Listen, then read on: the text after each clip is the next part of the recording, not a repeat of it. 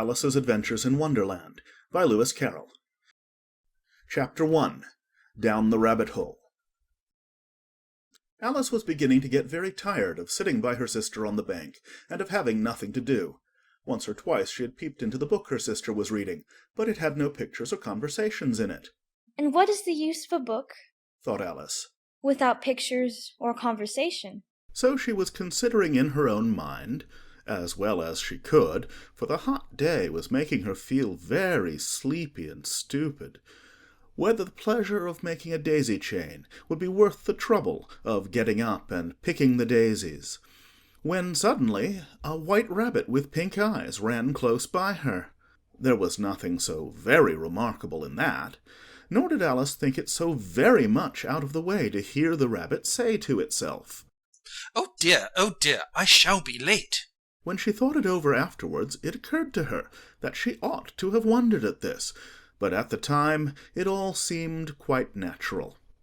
But when the rabbit actually took a watch out of its waistcoat pocket, and looked at it, and then hurried on, Alice started to her feet, for it flashed across her mind that she had never before seen a rabbit with either a waistcoat pocket or a watch to take out of it.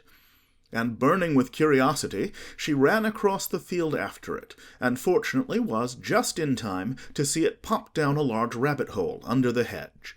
In another moment, down went Alice after it, never once considering how in the world she was to get out again. The rabbit-hole went straight on like a tunnel for some way, and then dipped suddenly down, so suddenly that Alice had not a moment to think about stopping herself, before she found herself falling down a very deep well. Either the well was very deep, or she fell very slowly, for she had plenty of time as she went down to look about her, and to wonder what was going to happen next. First she tried to look down and make out what she was coming to, but it was too dark to see anything. Then she looked at the sides of the well, and noticed that they were filled with cupboards and bookshelves. Here and there she saw maps and pictures hung upon pegs. She took down a jar from one of the shelves as she passed. It was labeled orange marmalade, but to her great disappointment it was empty. She did not like to drop the jar for fear of killing somebody, so managed to put it into one of the cupboards as she fell past it. "Well," thought Alice to herself, "after such a fall as this, I shall think nothing of tumbling downstairs. How brave they'll all think me at home! Why, I wouldn't say anything about it, even if I fell off the top of the house." Which was very likely true. Down, down, down. Would the fall never come to an end? "I wonder how many miles I've fallen by this time," she said aloud. "I must be getting somewhere near the center of the earth. Let me see, that would be 4,000 miles down, I think." For, you see, Alice had learnt several things of this sort in her lessons in the schoolroom, and though this was not a very good opportunity for showing off her knowledge, as there was no one to listen to her, still it was good practice to say it over. "Yes, that's about the right distance. But then I wonder what latitude or longitude I've got to." Alice had no idea what latitude was, or longitude either, but thought they were nice grand words to say. Presently she began again. "I wonder if I shall fall right through the earth. How funny it'll seem to come out among the people that walk with their heads downward. The antipathies, I think." She was rather glad there was no one listening this time, as it didn't sound at all the right word. "But I shall have to ask them what the name of the country is, you know. Please, ma'am, is this New Zealand or Australia?" And she tried to curtsy as she spoke. Fancy curtsying as you're falling through the air. Do you think you could manage it? "And what an ignorant little girl she'll think me for asking. No, it'll never do to ask. Perhaps I shall see it written up somewhere." Down, down, down. There was nothing else to do, so Alice soon began talking again. "Dinah'll miss me very much tonight, I should think." Dinah was the cat. "I hope they'll remember her saucer of milk at tea-time. Dinah, my dear, I wish you were down here with me. There are no mice in the air, I'm afraid, but you might catch a bat, and that's very like a mouse, you know. But do cats eat bats, I wonder?" And here Alice began to get rather sleepy, and went on saying to herself in a dreamy sort of way, Do cats eat bats? Do cats eat bats? And sometimes. Do bats eat cats? For, you see, as she couldn't answer either question, it didn't much matter which way she put it. She felt that she was dozing off, and had just begun to dream that she was walking hand in hand with Dinah, and saying to her very earnestly, Now, Dinah, tell me the truth. Did you ever eat a bat? when suddenly thump, thump, down she came upon a heap of sticks and dry leaves, and the fall was over. Alice was not a bit hurt, and she jumped up onto her feet in a moment. She looked up, but it was all dark overhead. Before her was another long passage, and the White Rabbit was still in sight, hurrying down it. There was not a moment to be lost. Away went Alice like the wind, and was just in time to hear it say, as it turned a corner, Oh, my ears and whiskers! How late it's getting! She was close behind it when she turned the corner, but the rabbit was no longer to be seen. She found herself in a long, low hall, which was lit up by a row of lamps hanging from the roof. There were doors all round the hall, but they were all locked, and when Alice had been all the way down one side and up the other, trying every door, she walked sadly down the middle, wondering how she was ever to get out again. Suddenly she came upon a little three-legged table, all made of solid glass. There was nothing on it except a tiny golden key, and Alice's first thought was that it might belong to one of the doors of the hall. But alas! Either the locks were too large, or the key was too small, but at any rate it would not open any of them. However, on the second time round she came upon a low curtain she had not noticed before, and behind it was a little door, about 15 inches high. She tried the little golden key in the lock, and to her great delight it fitted. Alice opened the door and found that it led into a small passage, not much larger than a rat-hole. She knelt down and looked along the passage into the loveliest garden you ever saw. How she longed to get out of that dark hall, and wander about among those beds of bright flowers and those cool fountains. But she could not even get her head through the doorway.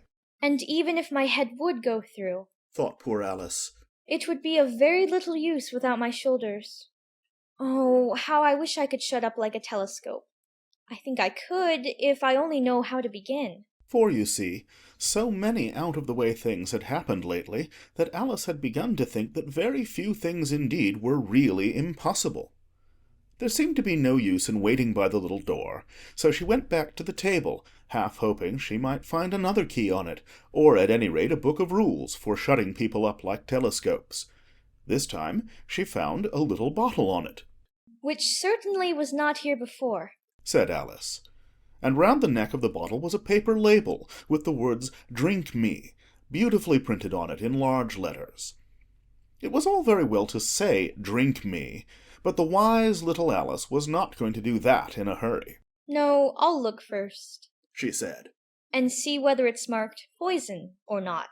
For she had read several nice little histories about children who had got burnt and eaten up by wild beasts and other unpleasant things, all because they would not remember the simple rules their friends had taught them, such as that a red-hot poker will burn you if you hold it too long, and that if you cut your finger very deeply with a knife it usually bleeds, and she had never forgotten that, if you drink much from a bottle marked poison, it is almost certain to disagree with you sooner or later. However, this bottle was not marked poison, so Alice ventured to taste it, and finding it very nice, it had in fact a sort of mixed flavour of cherry tart, custard, pineapple, roast turkey, toffee, and hot buttered toast. She very soon finished it off. What a curious feeling, said Alice. I must be shutting up like a telescope. And so it was indeed. She was now only 10 inches high, and her face brightened up at the thought that she was now the right size for going through the little door into that lovely garden. First, however, she waited for a few minutes to see if she was going to shrink any further. She felt a little nervous about this. For it might end, you know, said Alice to herself, in my going out altogether, like a candle. I wonder what I should be like then. And she tried to fancy what the flame of a candle is like after the candle is blown out, for she could not remember ever having seen such a thing. After a while, finding that nothing more happened, she decided on going into the garden at once. But, alas for poor Alice! When she got to the door, she found she had forgotten the little golden key, and when she went back to the table for it, she found she could not possibly reach it. She could see it quite plainly through the glass, and she tried her best to climb up one of the legs of the table, but it was too slippery, and when she had tired herself out with trying, the poor little thing sat down and cried. Come, there's no use in crying like that, said Alice to herself rather sharply. I advise you to leave off this minute. She generally gave herself very good advice, though she very seldom followed it, and sometimes she scolded herself so severely as to bring tears into her eyes. And once she remembered trying to box her own ears for having cheated herself in a game of croquet she was playing against herself, for this curious child was very fond of pretending to be two people. But it's no use now, thought poor Alice, to pretend to be two people. Why, there's hardly enough of me left to make one respectable person. Soon her eye fell on a little glass box that was lying under the table. She opened it, and found in it a very small cake, on which the words "Eat me" were beautifully marked in currants. Well, I'll eat it, said Alice. And if it makes me grow larger, I can reach the key, and if it makes me grow smaller, I can creep under the door. So either way, I'll get into the garden, and I don't care which happens. She ate a little bit and said anxiously to herself, Which way? Which way? holding her hand on the top of her head to feel which way it was growing, and she was quite surprised to find that she remained the same size. To be sure, this generally happens when one eats cake, but Alice had got so much into the way of expecting nothing but out-of-the-way things to happen that it seemed quite dull and stupid for life to go on in the common way. So she set to work, and very soon finished off the cake. Chapter 2. The Pool of Tears. Curiouser and curiouser, cried Alice. She was so much surprised that for the moment she quite forgot how to speak good English. Now I'm opening out like the largest telescope that ever was. Goodbye, feet. For when she looked down at her feet, they seemed to be almost out of sight, they were getting so far off. Oh, my poor little feet. I wonder who will put on your shoes and stockings for you now, dears. I'm sure I shan't be able. I shall be a great deal too far off to trouble myself about you. You must manage the best way you can. But I must be kind to them, thought Alice. Or perhaps they won't walk the way I want to go. Let me see. I'll give them a new pair of boots every Christmas. And she went on planning to herself how she would manage it. They must go by the carrier. And how funny it'll seem, sending presents to one's own feet. And how odd the directions will look. Alice's right foot, Esquire, hearthrug, near the fender, with Alice's love. Oh dear, what nonsense I'm talking. Just then her head struck against the roof of the hall. In fact, she was now more than 9 feet high, and she at once took up the little golden key and hurried off to the garden door. Poor Alice! It was as much as she could do, lying down on one side, to look through into the garden with one eye, but to get through was more hopeless than ever. She sat down and began to cry again. You ought to be ashamed of yourself, said Alice. A great girl like you. She might well say this. To go on crying in this way? Stop this moment, I tell you. But she went on all the same, shedding gallons of tears until there was a large pool all round her, about 4 inches deep and reaching half down the hall. After a time she heard a little pattering of feet in the distance, and she hastily dried her eyes to see what was coming. It was the White Rabbit returning, splendidly dressed, with a pair of white kid gloves in one hand and a large fan in the other. He came trotting along in a great hurry, muttering to himself as he came. Oh, the Duchess, the Duchess! Oh, won't she be savage if I keep her waiting? Alice felt so desperate that she was ready to ask help of anyone. So when the rabbit came near her, she began in a low, timid voice, If you please, sir. The rabbit started violently, dropped the white kid gloves and the fan, and scurried away into the darkness as hard as he could go. Alice took up the fan and gloves, and, as the hall was very hot, she kept fanning herself all the time she went on talking. Dear, dear, how queer everything is today. And yesterday things went on just as usual. I wonder if I've been changed in the night. Let me think. Was I the same when I got up this morning? I almost think I can remember feeling a little different. But if I'm not the same, the next question is, who in the world am I? Ah, that's the great puzzle. And she began thinking over all the children she knew that were of the same age as herself, to see if she could have been changed for any of them. I'm sure I'm not Ada, She said, for her hair goes in such long ringlets, and mine doesn't go in ringlets at all. And I'm sure I can't be Mabel, for I know all sorts of things, and she knows such a very little. Besides, she's she, and I'm I, and oh dear, how puzzling it all is. I'll try if I know all the things I used to know. Let me see, 4 times 5 is 12, and 4 times 6 is 13, and 4 times 7 is... Oh dear, I shall never get to 20 at that rate. However, the multiplication table doesn't signify. Let's try geography. London is the capital of Paris, and Paris is the capital of Rome, and Rome... No, that's all wrong, I'm certain. I must have been changed for Mabel. I'll try and say, how doth the little...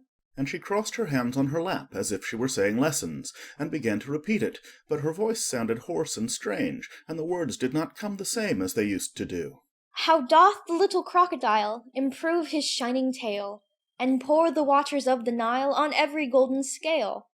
How cheerfully he seems to grin, how neatly spread his claws, and welcome little fishes in with gently smiling jaws. I'm sure those are not the right words, said poor Alice, and her eyes filled with tears again as she went on. I must be Mabel after all. I shall have to go and live in that poky little house, and have next to no toys to play with, and oh, ever so many lessons to learn. No, I've made up my mind about it. If I'm Mabel, I'll stay down here. It'll be no use their putting their heads down and saying, Come up again, dear. I shall only look up and say, Who am I then? Tell me that first, and then, if I like being that person, I'll come up. If not, I'll stay down here till I'm somebody else. But, oh dear. cried Alice with a sudden burst of tears.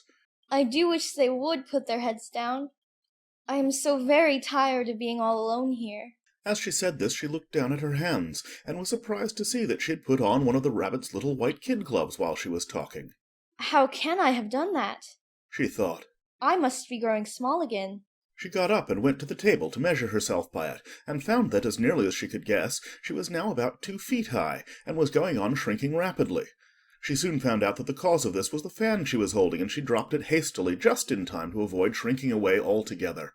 That was a narrow escape, said Alice, a good deal frightened at the sudden change, but very glad to find herself still in existence.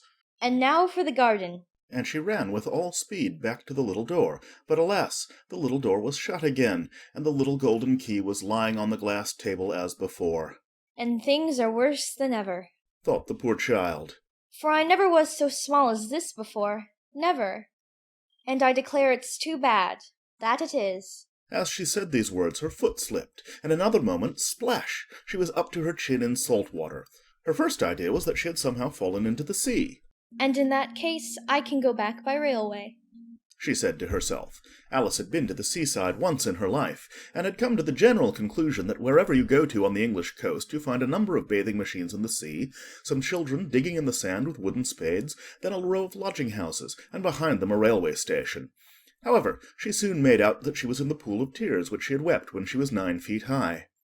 I wish I hadn't cried so much, said Alice, as she swam about trying to find her way out. I shall be punished for it now, I suppose, by being drowned in my own tears. That will be a queer thing, to be sure. However, everything is queer today. Just then she heard something splashing about in the pool a little way off, and she swam nearer to make out what it was. At first she thought it must be a walrus or hippopotamus, but then she remembered how small she was now, and she soon made out that it was only a mouse that had slipped in like herself. Would it be of any use now, thought Alice, to speak to this mouse? Everything is so out of the way down here, that I should think very likely it can talk. At any rate, there's no harm in trying. So she began, Oh, mouse, do you know the way out of this pool? I am very tired of swimming about here. Oh, mouse. Alice thought this must be the right way of speaking to a mouse. She had never done such a thing before, but she remembered having seen in her brother's Latin grammar, a mouse, of a mouse, To a mouse. A mouse. Oh, mouse. The mouse looked at her rather inquisitively, and seemed to her to wink with one of its little eyes, but it said nothing. Perhaps it doesn't understand English, thought Alice. I dare say it's a French mouse, come over with William the Conqueror. For with all her knowledge of history, Alice had no very clear notion how long ago anything had happened. So she began again. Où est ma chatte? Which was the first sentence in her French lesson book. The mouse gave a sudden leap out of the water and seemed to quiver all over with fright. Oh, I beg your pardon, cried Alice hastily, afraid that she had hurt the poor animal's feelings. I quite forgot you didn't like cats. Not like cats? cried the mouse in a shrill, passionate voice. Would you like cats if you were me? Well, perhaps not, said Alice in a soothing tone. Don't be angry about it. And yet, I wish I could show you our cat Dinah. I think you'd take a fancy to cats if you could only see her. She is such a dear, quiet thing. Alice went on, half to herself, as she swam lazily about in the pool. And she sits purring so nicely by the fire, licking her paws and washing her face. And she is such a nice soft thing to nurse. And she's such a capital one for catching mice. Oh, I beg your pardon, cried Alice again, for this time the mouse was bristling all over, and she felt certain it must be really offended. We won't talk about her any more, if you'd rather not. We indeed, cried the mouse, who was trembling down to the end of his tail. As if I would talk on such a subject. Our family always hated cats. Nasty, low, vulgar things. Don't let me hear the name again. I won't indeed, said Alice, in a great hurry to change the subject of conversation. Are you fond of dogs? The mouse did not answer, so Alice went on eagerly. There is such a nice little dog near our house I should like to show you. A little bright-eyed terrier, you know, with, such long, curly brown hair. And it'll fetch things when you throw them, and it'll sit up and beg for its dinner, and all sorts of things. I can't remember half of them. And it belongs to a farmer, you know, and he says it's so useful it's worth £100. He says it kills all the rats and, oh dear, cried Alice in a sorrowful tone. I'm afraid I've offended it again. For the mouse was swimming away from her as hard as it could go, and making quite a commotion in the pool as it went. So she called softly after it. Mouse, dear, do come back again, and we won't talk about cats or dogs either, if you don't like them. When the mouse heard this, it turned round and swam slowly back to her. Its face was quite pale, with passion, Alice thought, and it said in a low, trembling voice, Let us get to the shore, and then I'll tell you my history, and you'll understand why it is I hate cats and dogs. It was high time to go, for the pool was getting quite crowded with the birds and animals that had fallen into it. There were a duck and a dodo, a lory and an eaglet, and several other curious creatures. Alice led the way, and the whole party swam to the shore. Chapter 3. A Caucus-Race and a Long Tail. They were indeed a queer-looking party that assembled on the bank, the birds with draggled feathers, the animals with their fur clinging close to them, and all dripping wet, cross, and uncomfortable. The first question, of course, was how to get dry again. They had a consultation about this, and after a few minutes it seemed quite natural to Alice to find herself talking familiarly with them, as if she had known them all her life. Indeed, she had quite a long argument with the Lory, who at last turned sulky and would only say, I am older than you, and must know better. Ah! And this Alice would not allow without knowing how old it was, and, as the Lory positively refused to tell its age, there was no more to be said. At last the mouse, who seemed to be a person of authority among them, called out, Sit down, all of you, and listen to me. I'll soon make you dry enough. They all sat down at once in a large ring, with the mouse in the middle. Alice kept her eyes anxiously fixed on it, for she felt sure she would catch a bad cold if she did not get dry very soon. Ahem, said the mouse with an important air. Are you all ready? This is the driest thing I know. Silence all round, if you please. William the Conqueror, whose cause was favoured by the Pope, was soon submitted to by the English, who wanted leaders, and had been of late much accustomed to usurpation and conquest. Edward and Morcar, the Earls of Mercia and Northumbria. Ooh! said the Lory with a shiver. I beg your pardon. Said the mouse, frowning, but very politely. Did you speak? Not I. Ah! Said the Lory hastily. I thought you did. Said the mouse.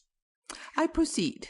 Edwin and Morcar, the Earls of Mercia and Northumbria, declared for him, and even Stigand, the patriotic Archbishop of Canterbury, found it advisable. Found what? said the duck. Found it, The mouse replied rather crossly. Of course you know what it means. I know what it means well enough when I find a thing. Said the duck. It's generally a frog or a worm. The question is, what did the Archbishop find? The mouse did not notice this question, but hurriedly went on. Found it advisable to go with Edgar Atheling to meet William and offer him the crown. William's conduct at first was moderate, but the insolence of his Normans. How are you getting on now, my dear? It continued, turning to Alice as it spoke. As wet as ever. Said Alice in a melancholy tone. It doesn't seem to dry me at all. In that case, Said the Dodo solemnly, rising to its feet. I move that the meeting adjourn for the immediate adoption of more energetic remedies. Speak English. Said the Eaglet. I don't know the meaning of half those long words. And, what's more, I don't believe you do either. And the Eaglet bent down its head to hide a smile. Some of the other birds tittered audibly. What I was going to say Said the Dodo in an offended tone. was that the best thing to get us dry would be a Caucus-Race. What is a Caucus-Race? Said Alice, not that she wanted much to know, but the Dodo had paused as if it thought that somebody ought to speak, and no one else seemed inclined to say anything. Why, Said the Dodo. the best way to explain it is to do it. And, as you might like to try the thing yourself some winter day, I will tell you how the Dodo managed it. First it marked out a race course in a sort of circle. The exact shape doesn't matter. It said, and then all the party were placed along the course here and there. There was no 1, 2, 3, and away, but they began running when they liked, and left off when they liked, so that it was not easy to know when the race was over. However, when they had been running half an hour or so, and were quite dry again, the Dodo suddenly called out, The race is over. and they all crowded round it, panting and asking. But who has won?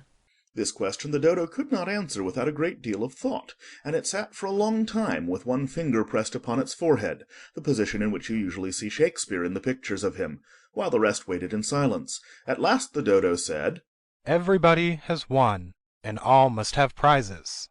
But who is to give the prizes? Quite a chorus of voices asked. Why, she, of course. Said the Dodo, pointing to Alice with one finger, and the whole party at once crowded round her, calling out in a confused way. Prizes! Alice had no idea what to do, and in despair she put her hand in her pocket, and pulled out a box of comfits. Luckily the salt water had not got into it, and handed them round as prizes. There was exactly one apiece all round. But she must have a prize herself, you know. Said the Mouse. Of course. The Dodo replied very gravely. What else have you got in your pocket? He went on, turning to Alice. Only a thimble. Said Alice sadly. Hand it over here. Said the Dodo. Then they all crowded round her once more, while the Dodo solemnly presented the thimble, saying, We beg your acceptance of this elegant thimble. And when it had finished this short speech, they all cheered. Alice thought the whole thing very absurd, but they all looked so grave that she did not dare to laugh, and as she could not think of anything to say, she simply bowed and took the thimble, looking as solemn as she could. The next thing was to eat the comfits. This caused some noise and confusion, as the large birds complained that they could not taste theirs, and the small ones choked and had to be patted on the back. However, it was over at last, and they sat down again in a ring and begged the Mouse to tell them something more. You promised to tell me your history, you know. Said Alice. And why it is you hate C&D. She added in a whisper, half afraid that it would be offended again. Mine is a long and sad tale. Said the Mouse, turning to Alice and sighing. It is a long tale, certainly. Said Alice, looking down with wonder at the Mouse's tail. But why do you call it sad? And she kept on puzzling about it while the Mouse was speaking, so that her idea of the tale was something like this. Fury said to a mouse that he met in the house, Let us both go to law. I will prosecute you. Come, I'll take no denial. We must have a trial, for really this morning I've nothing to do. Said the Mouse to the Cur, Such a trial, dear sir, with no jury or judge, would be wasting our breath. I'll be judge, I'll be jury, said cunning old Fury. I'll try the whole cause, and condemn you to death. You are not attending, said the mouse to Alice severely. What are you thinking of? I beg your pardon. Said Alice very humbly. You had got to the fifth bend, I think. I had not, cried the mouse sharply and very angrily. A knot? Said Alice, always ready to make herself useful and looking anxiously about her. Oh, do let me help to undo it. I shall do nothing of the sort, said the mouse, getting up and walking away. You insult me by talking such nonsense. I didn't mean it, pleaded poor Alice. But you're so easily offended, you know. The mouse only growled in reply. Oh. Please, come back and finish your story. Alice called after it, and the others all joined in chorus. Yes, please do. But the mouse only shook its head impatiently and walked a little quicker. What a pity it wouldn't stay. Sighed the Lory as soon as it was quite out of sight, and an old crab took the opportunity of saying to her daughter, Ah, my dear, let this be a lesson to you, never to lose your temper. Hold your tongue, Ma, said the young crab a little snappishly. You're enough to try the patience of an oyster. I wish I had our Dinah here. I know I do, said Alice aloud, addressing nobody in particular. She'd soon fetch it back. And who is Dinah, if I might venture to ask the question? Rah! Said the Lory. Alice replied eagerly, for she was always ready to talk about her pet. Dinah's our cat, and she's such a capital one for catching mice you can't think. And, oh, I wish you could see her after the birds. Why, she'll eat a little bird as soon as look at it. This speech caused a remarkable sensation among the party. Some of the birds hurried off at once. One old magpie began wrapping itself up very carefully, remarking, I really must be getting home. The night air doesn't suit my throat. And a canary called out in a trembling voice to its children, Come away, my dears. It's high time you were all in bed. On various pretexts they all moved off, and Alice was soon left alone. I wish I hadn't mentioned Dinah, she said to herself in a melancholy tone. Nobody seems to like her, down here, and I'm sure she's the best cat in the world. Oh, my dear Dinah, I wonder if I shall ever see you any more. And here poor Alice began to cry again, for she felt very lonely and low-spirited. In a little while, however, she heard again a little pattering of footsteps in the distance, and she looked up eagerly, half hoping that the mouse had changed his mind, and was coming back to finish his story. Chapter 4. The Rabbit Sends in a Little Bill.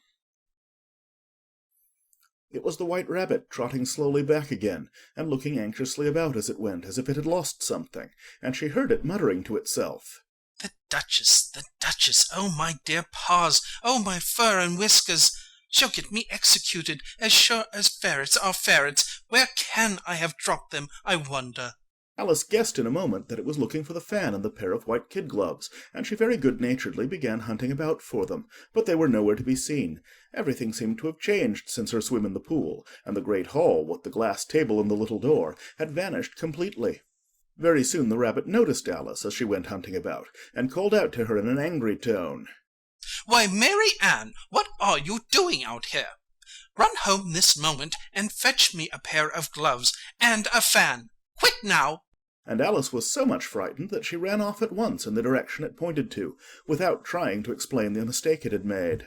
He took me for his housemaid, she said to herself as she ran. How surprised he'll be when he finds out who I am. But I'd better take him his fan and gloves. That is, if I can find them. As she said this, she came upon a neat little house, on the door of which was a bright brass plate with the name W. Rabbit engraved upon it. She went in without knocking, and hurried upstairs, in great fear lest she should meet the real Mary Ann, and be turned out of the house before she had found the fan and gloves. How queer it seems, Alice said to herself, to be going messages for a rabbit.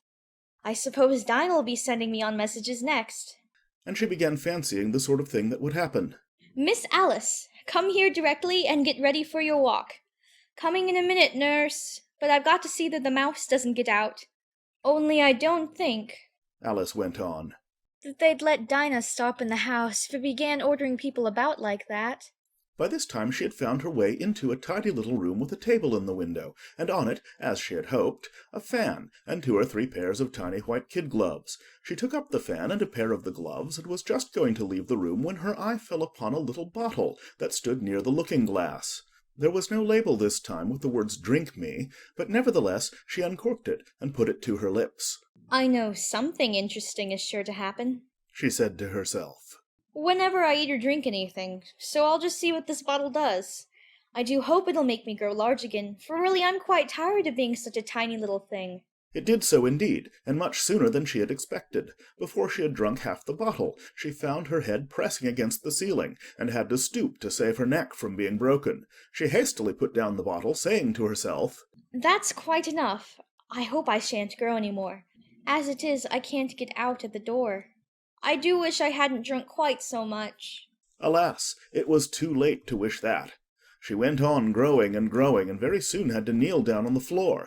In another minute there was not even room for this, and she tried the effect of lying down, with one elbow against the door and the other arm curled round her head. Still she went on growing, and as a last resource she put one arm out of the window and one foot up the chimney, and said to herself, Now I can do no more, whatever happens. What will become of me? Luckily for Alice, the little magic bottle had now had its full effect, and she grew no larger. Still it was very uncomfortable, and as there seemed to be no sort of chance of her ever getting out of the room again, no wonder she felt unhappy. It was much pleasanter at home, thought poor Alice, when one wasn't always growing larger and smaller and being ordered about by mice and rabbits. I almost wish I hadn't gone down that rabbit hole, and yet it's rather curious, this sort of life. I do wonder what can have happened to me. When I used to read fairy tales, I fancied that kind of thing never happened, and now here I am in the middle of one. There ought to be a book written about me, that there ought, and when I grow up, I'll write one. But I'm grown up now, she added in a sorrowful tone. At least there's no room to grow up any more here. But then, thought Alice, shall I never get any older than I am now? That'll be a comfort one way, never to be an old woman. But then, always to have lessons to learn. Oh, I shouldn't like that. Oh, you foolish Alice, she answered herself. How can you learn lessons in here? Why, there's hardly room for you, and no room at all for any lesson books. And so she went on, taking first one side and then the other, and making quite a conversation of it altogether. But after a few minutes she heard a voice outside, and stopped to listen. Mary Ann, Mary Ann, said the voice. Fetch me my gloves this moment. Then came a little pattering of feet on the stairs. Alice knew it was the rabbit coming to look for her, and she trembled till she shook the house, quite forgetting that she was now about 1,000 times as large as the rabbit, and had no reason to be afraid of it. Presently the rabbit came up to the door and tried to open it, but as the door opened inwards and Alice's elbow was pressed hard against it, that attempt proved a failure.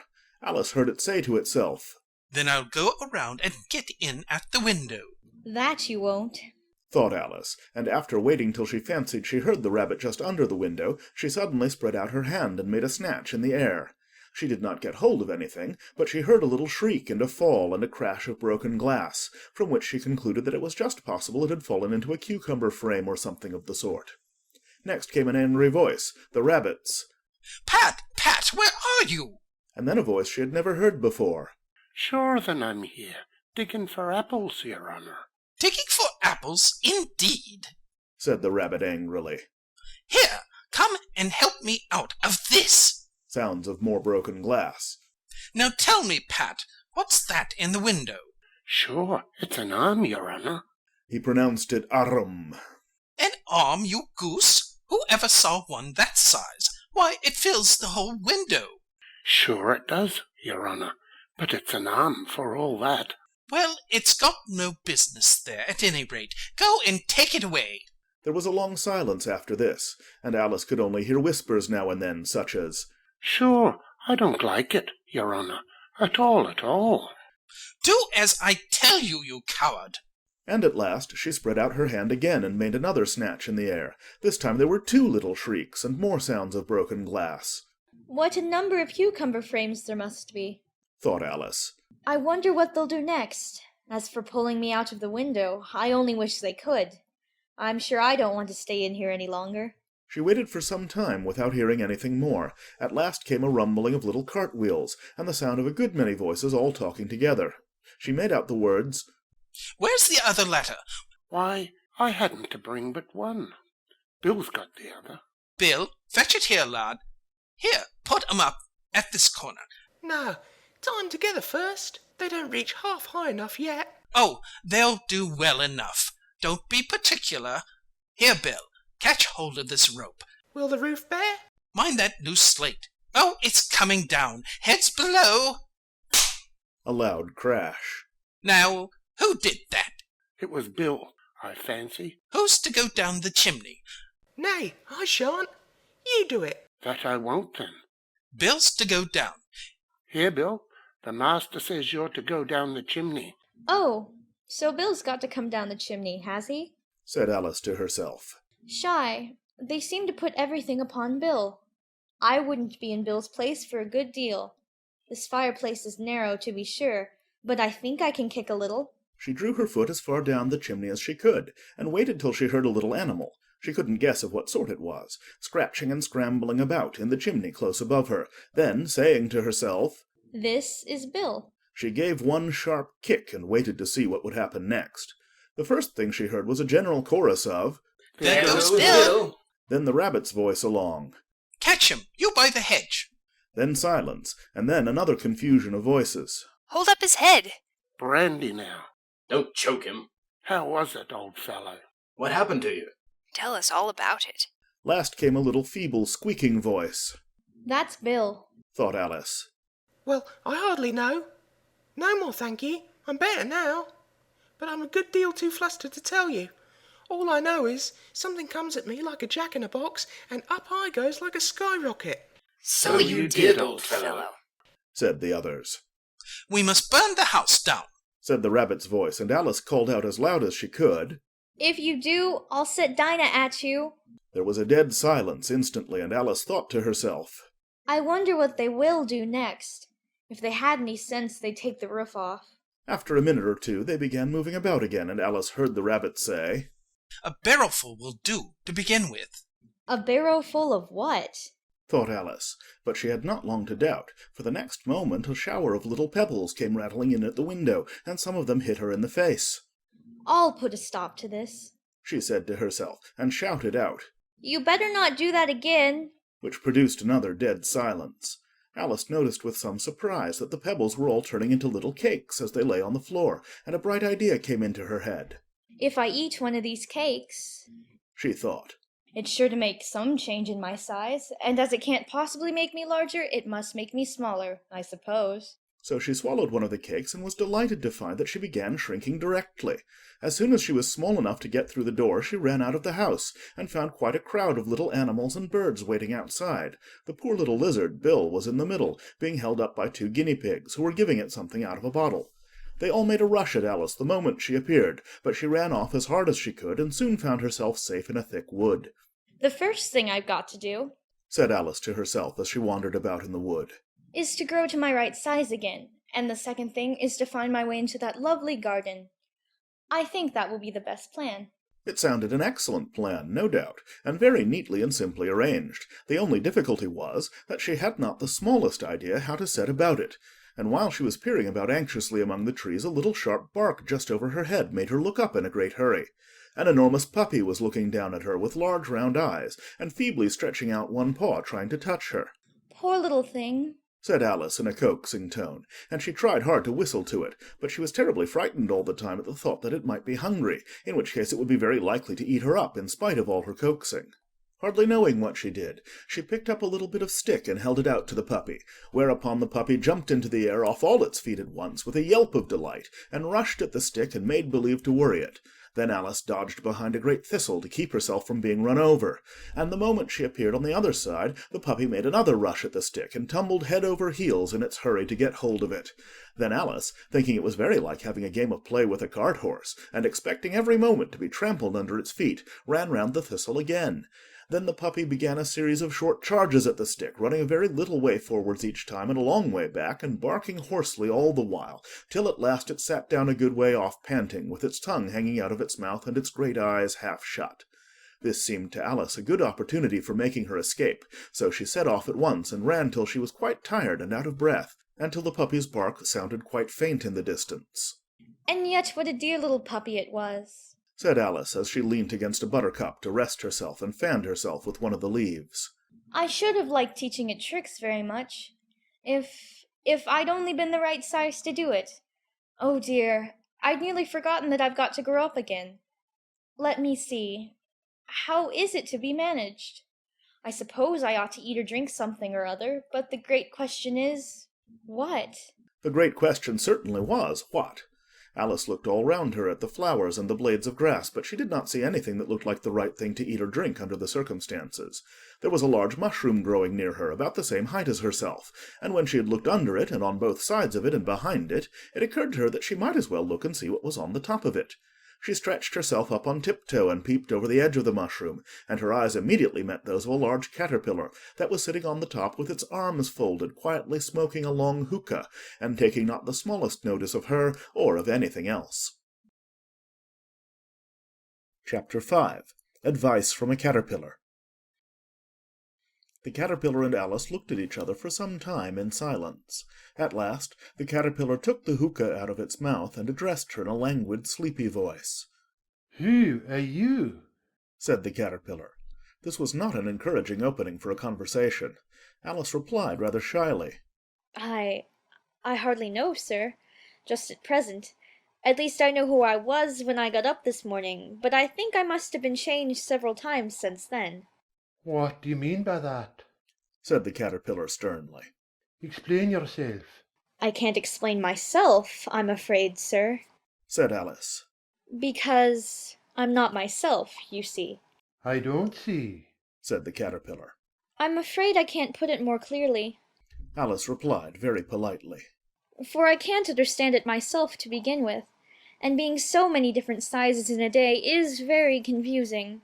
"It isn't," said the caterpillar. Well, perhaps you haven't found it so yet, said Alice. But when you have to turn into a chrysalis, you will some day, you know, and then after that into a butterfly, I should think you'll feel it a little queer, won't you? "Not a bit," said the caterpillar. Well, perhaps your feelings may be different, said Alice. All I know is, it would feel very queer to me. "You?" said the caterpillar contemptuously. "Who are you?" Which brought them back again to the beginning of the conversation. Alice felt a little irritated at the caterpillar's making such very short remarks, and she drew herself up and said very gravely, I think you ought to tell me who you are first. "Why?" said the caterpillar. Here was another puzzling question, and as Alice could not think of any good reason, and as the caterpillar seemed to be in a very unpleasant state of mind, she turned away.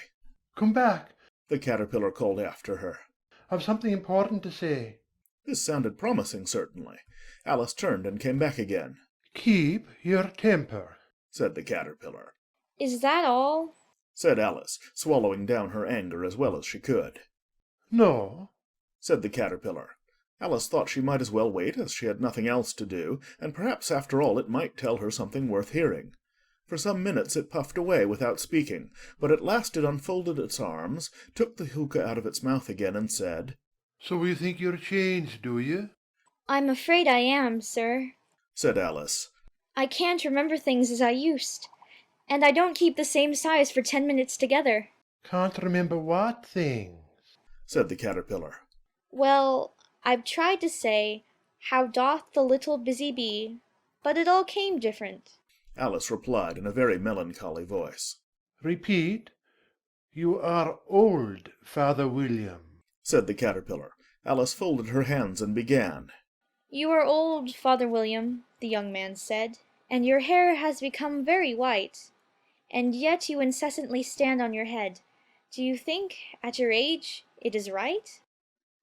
In my youth, Father William replied to his son, I feared it might injure the brain, but now that I'm perfectly sure I have none, why, I do it again and again.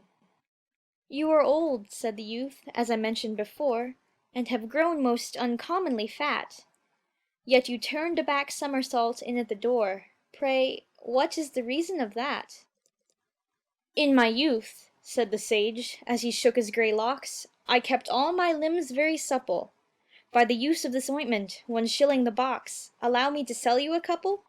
You are old, said the youth, and your jaws are too weak for anything tougher than suet. Yet you finished the goose with the bones in the beak. Pray, how did you manage to do it? In my youth, said his father, I took to the law, and argued each case with my wife, and the muscular strength which it gave to my jaw has lasted the rest of my life. You are old, said the youth. One would hardly suppose that your eye was as steady as ever. Yet you balanced an eel on the end of your nose. What made you so awfully clever? I have answered 3 questions, and that is enough, said his father. Don't give yourself airs. Do you think I can listen all day to such stuff? Be off, or I'll kick you downstairs.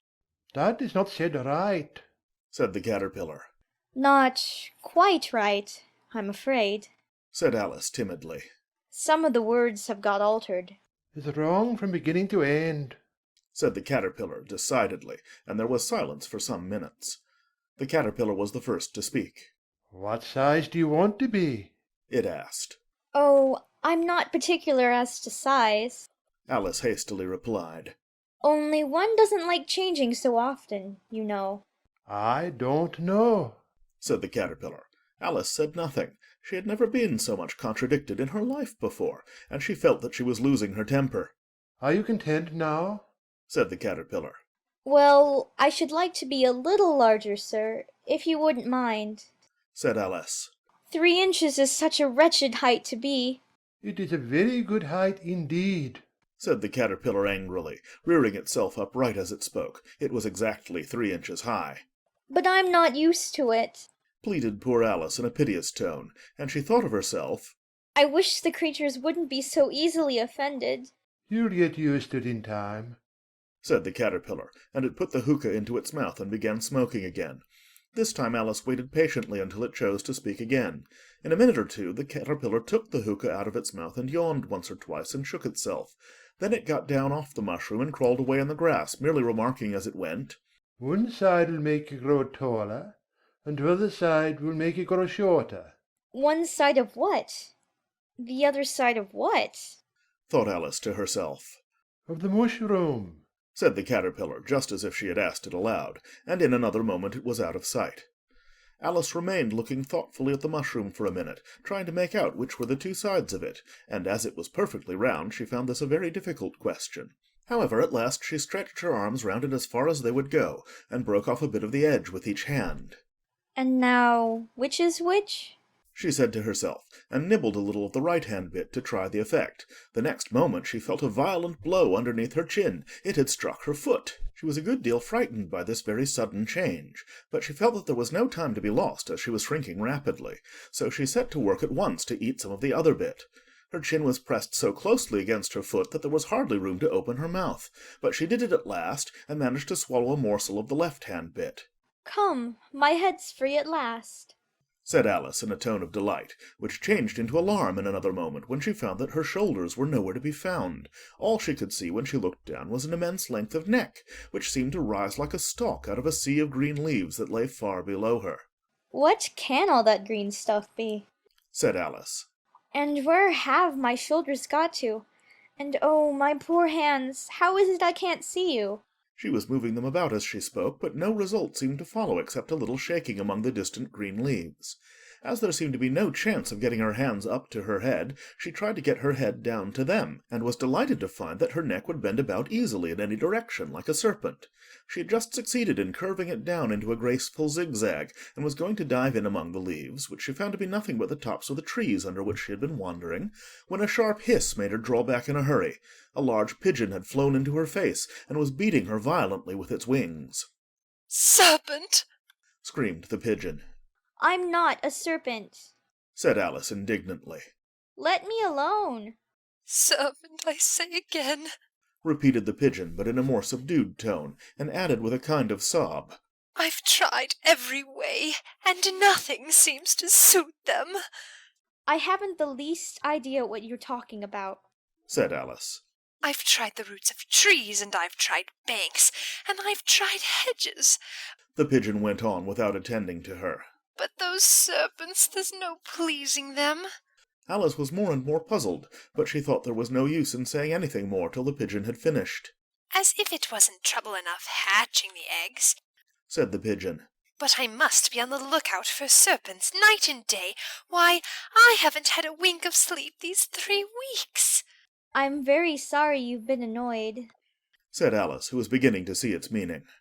And just as I'd taken the highest tree in the wood, continued the pigeon, raising its voice to a shriek, and just as I was thinking I should be free of them at last, they must needs come wriggling down from the sky. Oh, serpent! But I'm not a serpent, I tell you, said Alice. I'm a... Well, what are you? Said the pigeon. I can see you're trying to invent something. I'm a little girl, said Alice, rather doubtfully, as she remembered the number of changes she had gone through that day. A likely story indeed, said the pigeon in a tone of the deepest contempt. I've seen a good many little girls in my time, but never one with such a neck as that. No, no, you're a serpent, and there's no use denying it. I suppose you'll be telling me next that you never tasted an egg. I have tasted eggs, certainly, said Alice, who was a very truthful child. But little girls eat eggs quite as much as serpents do, you know. I don't believe it, said the pigeon. But if they do, why, then they're a kind of serpent, that's all I can say. This was such a new idea to Alice that she was quite silent for a minute or two, which gave the pigeon the opportunity of adding, You're looking for eggs, I know that well enough. And what does it matter to me whether you're a little girl or a serpent? It matters a good deal to me, said Alice hastily. But I'm not looking for eggs as it happens, and if I was, I shouldn't want yours. I don't like them raw. Well, be off then, said the pigeon in a sulky tone, as it settled down again into its nest. Alice crouched down among the trees as well as she could, for her neck kept getting entangled among the branches, and every now and then she had to stop and untwist it. After a while she remembered that she still held the pieces of mushroom in her hands, and she set to work very carefully, nibbling first at one and then at the other, and growing sometimes taller and sometimes shorter, until she had succeeded in bringing herself down to her usual height. It was so long since she had been anything near the right size that it felt quite strange at first, but she got used to it in a few minutes and began talking to herself as usual. Come, there's half my plan done now. How puzzling all these changes are. I'm never sure what I'm going to be from one minute to another. However, I've got back to my right size. The next thing is to get into that beautiful garden. How is that to be done, I wonder? As she said this, she came suddenly upon an open place with a little house in it about 4 feet high. Whoever lives there, thought Alice. It'll never do to come upon them this size. Why, I should frighten them out of their wits. So she began nibbling at the right-hand bit again, and did not venture to go near the house till she had brought herself down to 9 inches high. Chapter 6. Pig and Pepper.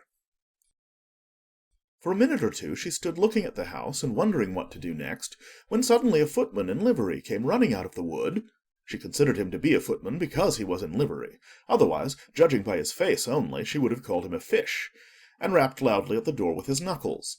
It was opened by another footman in livery, with a round face and large eyes like a frog, and both footmen, Alice noticed, had powdered hair that curled all over their heads. She felt very curious to know what it was all about, and crept a little way out of the wood to listen. The fish footman began by producing from under his arm a great letter nearly as large as himself, and this he handed over to the other, saying in a solemn tone, For the Duchess, an invitation from the Queen to play croquet. The frog footman repeated in the same solemn tone, only changing the order of the words a little. From the Queen, an invitation for the Duchess to play croquet. Then they both bowed low, and their curls got entangled together. Alice laughed so much at this that she had to run back into the wood for fear of their hearing her, and when she next peeped out, the fish footman was gone, and the other was sitting on the ground near the door, staring stupidly up into the sky. Alice went timidly up to the door and knocked. There's no sort of use in knocking, said the footman. And that for 2 reasons. First, because I'm on the same side of the door as you are. Secondly, because they're making such a noise inside no one could possibly hear you. And certainly there was a most extraordinary noise going on within, a constant howling and sneezing, and every now and then a great crash, as if a dish or kettle had been broken to pieces. Please, then, said Alice. How am I to get in? There might be some sense in your knocking, the footman went on without attending to her, if we had the door between us. For instance, if you were inside, you might knock, and I could let you out, you know. He was looking up into the sky all the time he was speaking, and this Alice thought decidedly uncivil. But perhaps he can't help it, she said to herself. His eyes are so very nearly at the top of his head. But at any rate he might answer questions. How am I to get in? She repeated aloud. I shall sit here, the footman remarked, till tomorrow. At this moment the door of the house opened, and a large plate came skimming out straight at the footman's head. It just grazed his nose and broke to pieces against one of the trees behind him. Or next day, maybe, the footman continued in the same tone, exactly as if nothing had happened. How am I to get in? asked Alice again in a louder tone. Are you to get in at all? said the footman. That's the first question, you know. It was, no doubt, only Alice did not like to be told so. It's really dreadful, she muttered to herself. The way all the creatures argue. It's enough to drive one crazy. The footman seemed to think this a good opportunity for repeating his remark with variations. I shall sit here, he said, on and off, for days and days. But what am I to do? said Alice. Anything you like, said the footman, and began whistling.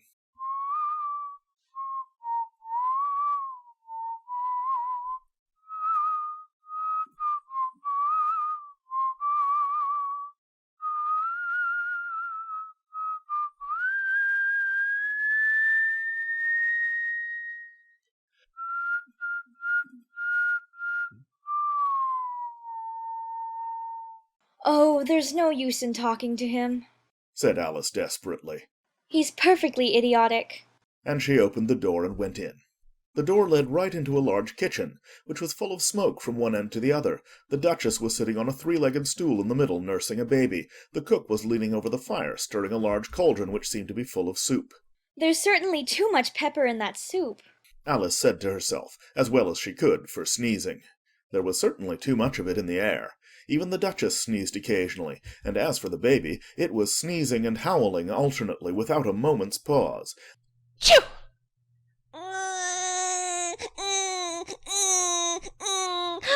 Chew! Chew! The only things in the kitchen that did not sneeze were the cook and a large cat which was sitting on the hearth and grinning from ear to ear. Please, would you tell me? said Alice, a little timidly, for she was not quite sure whether it was good manners for her to speak first. Why your cat grins like that? Phew! It's a Cheshire cat, said the Duchess. and that's why. Pig! She said the last word with such sudden violence that Alice quite jumped. But she saw in another moment that it was addressed to the baby and not to her, so she took courage and went on again. I didn't know that Cheshire cats always grinned. In fact, I didn't know that cats could grin, Phew! They all can, said the Duchess. and most of 'em do. Phew! I don't know of any that do. Alice said very politely, feeling quite pleased to have got into a conversation. You don't know much, said the Duchess. and that's a fact. Phew! Alice did not at all like the tone of this remark, and thought it would be as well to introduce some other subject of conversation. While she was trying to fix on one, the cook took the cauldron of soup off the fire, and at once set to work throwing everything within her reach at the Duchess and the baby. The fire-irons came first, then followed a shower of saucepans, plates, and dishes. The Duchess took no notice of them even when they hit her, and the baby was howling so much already that it was quite impossible to say whether the blows hurt it or not. Oh, please mind what you're doing. Cried Alice, jumping up and down in an agony of terror. Oh, there goes his precious nose. as an unusually large saucepan flew close by it and very nearly carried it off. If everybody minded their own business, the Duchess said in a hoarse growl, the world would go round a deal faster than it does. Which would not be an advantage, said Alice, who felt very glad to get an opportunity of showing off a little of her knowledge. Just think of what work it would make with the day and night. You see, the Earth takes 24 hours to turn round on its axis. Talking of axes, said the Duchess. Chop off her head! Phew! Alice glanced rather anxiously at the cook to see if she meant to take the hint, but the cook was busily stirring the soup and seemed not to be listening, so she went on again. 24 hours, I think. Or is it 12? Oh, don't bother me, said the Duchess. I never could abide figures. And with that she began nursing her child again, singing a sort of lullaby to it as she did so, and giving it a violent shake at the end of every line. Phew! Speak roughly to your little boy and beat him when he sneezes. He only does it to annoy because he knows it teases. Wow, wow, wow, wow. While the Duchess sang the second verse of the song, she kept tossing the baby violently up and down, and the poor little thing howled so that Alice could hardly hear the words.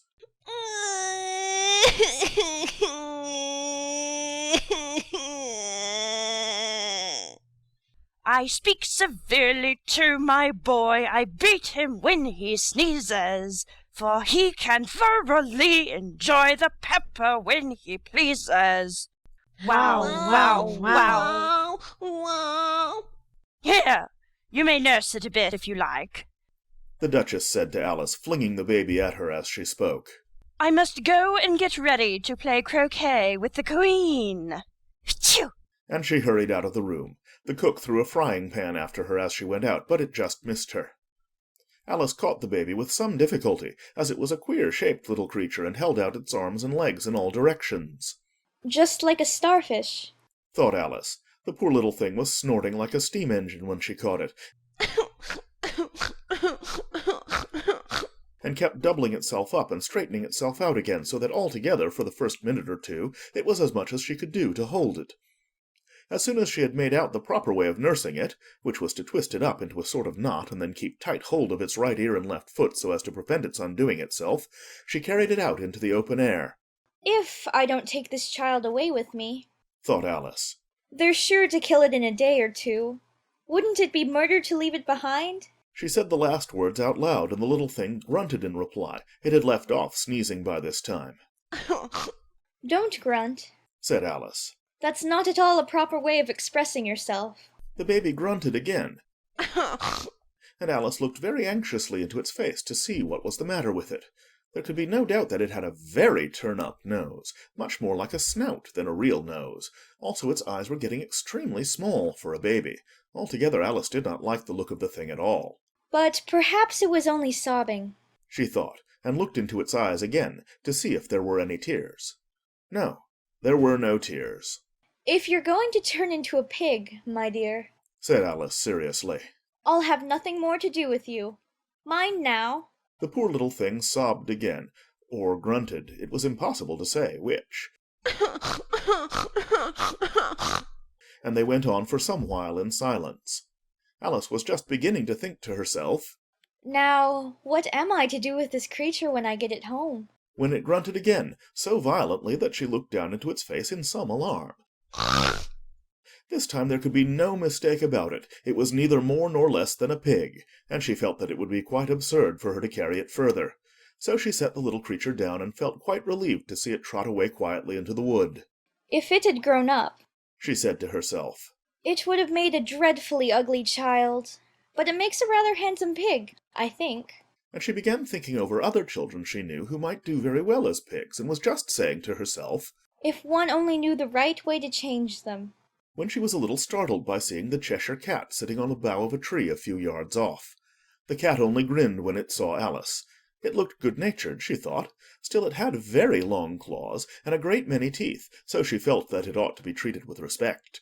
Cheshire Puss, she began rather timidly, as she did not at all know whether it would like the name. However, it only grinned a little wider. Come, it's please so far, thought Alice, and she went on. Would you tell me, please, which way I ought to go from here? That depends a good deal on where you want to get to, said the cat. I don't much care where, said Alice. Then it doesn't matter which way you go, said the cat. So long as I get somewhere, Alice added as an explanation. Oh, you're sure to do that, said the cat. If you only walk long enough. Alice felt that this could not be denied, so she tried another question. What sort of people live about here? In that direction, the cat said, waving its right paw round, lives a hatter, and in that direction, waving the other paw, lives a March hare. Visit either you like, they're both mad. But I don't want to go among mad people, Alice remarked. You can't help that, said the cat. We're all mad here. I'm mad. You're mad. How do you know I'm mad? said Alice. Oh, you must be, said the cat. Or you wouldn't have come here. Alice didn't think that proved it at all. However, she went on. And how do you know that you're mad? To begin with, said the cat, a dog's not mad. You grant that? I suppose so, said Alice. Well, then, the cat went on. You see, a dog growls when it's angry and wags its tail when it's pleased. Now I growl when I'm pleased and wag my tail when I'm angry. Therefore, I'm mad. I call it purring, not growling, said Alice. Call it what you like, said the cat. Do you play croquet with the Queen today? I should like it very much, said Alice. But I haven't been invited yet. You'll see me there, said the cat, and vanished. Alice was not much surprised at this. She was getting so used to queer things happening. While she was looking at the place where it had been, it suddenly appeared again. By the by, what became of the baby? said the cat. I'd nearly forgotten to ask. It turned into a pig, Alice quietly said, just as if it had come back in a natural way. I thought it would, said the cat, and vanished again. Alice waited a little, half expecting to see it again, but it did not appear, and after a minute or two she walked on in the direction in which the March hare was said to live. I've seen hatters before, she said to herself. The March hare will be much the most interesting, and perhaps as this is May, it won't be raving mad. At least not so mad as it was in March. As she said this, she looked up, and there was the cat again, sitting on a branch of a tree.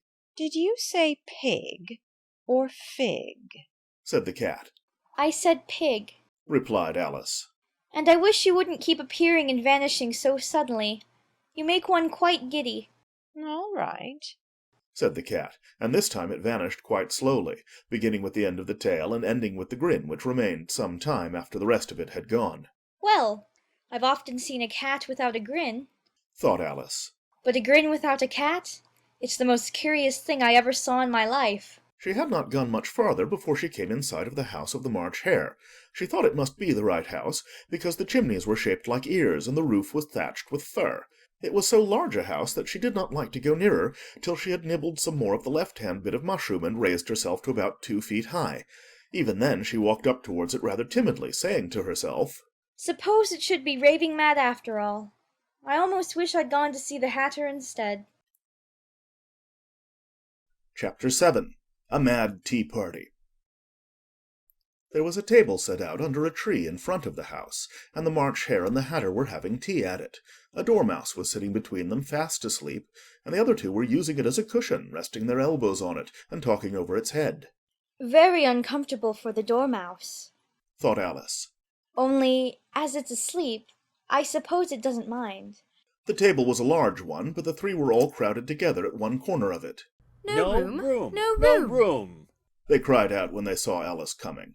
There's plenty of room, said Alice indignantly, and she sat down in a large armchair at one end of the table. Have some wine, the March hare said, in an encouraging tone. Alice looked all round the table, but there was nothing on it but tea. I don't see any wine, she remarked. There isn't any, said the March hare. Then it wasn't very civil of you to offer it.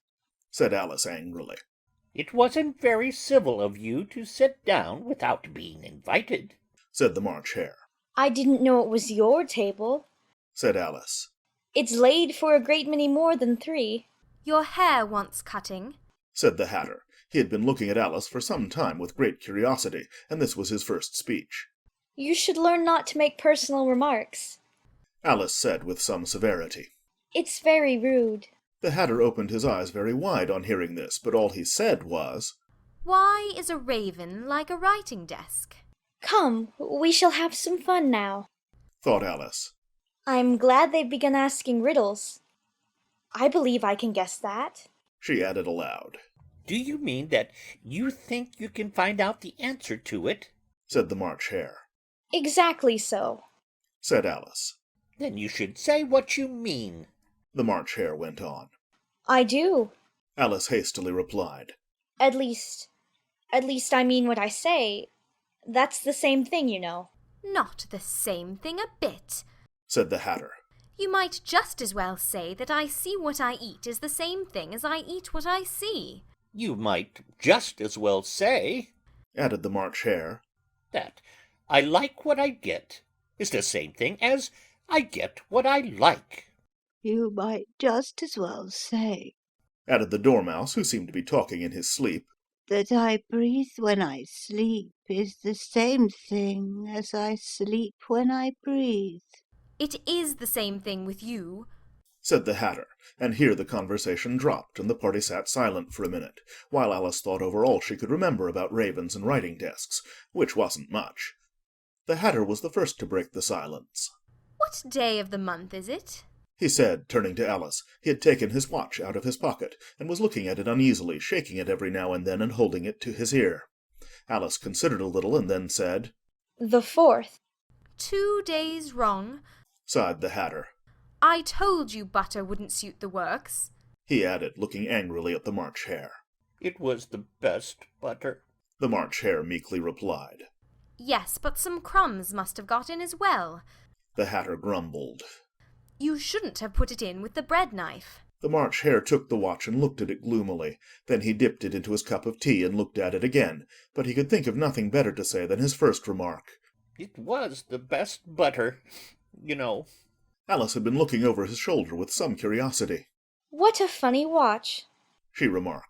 It tells the day of the month, and doesn't tell what o'clock it is. Why should it? Muttered the Hatter. Does your watch tell you what year it is? Of course not, Alice replied very readily. But that's because it stays the same year for such a long time together. Which is just the case with mine, said the Hatter. Alice felt dreadfully puzzled. The Hatter's remark seemed to have no sort of meaning in it, and yet it was certainly English. I don't quite understand you, she said, as politely as she could. The Dormouse is asleep again, said the Hatter, and he poured a little hot tea upon its nose. The Dormouse shook its head impatiently and said, without opening its eyes, Of course, just what I was going to remark myself. Have you guessed the riddle yet? the Hatter said, turning to Alice again. No, I give it up, Alice replied. What's the answer?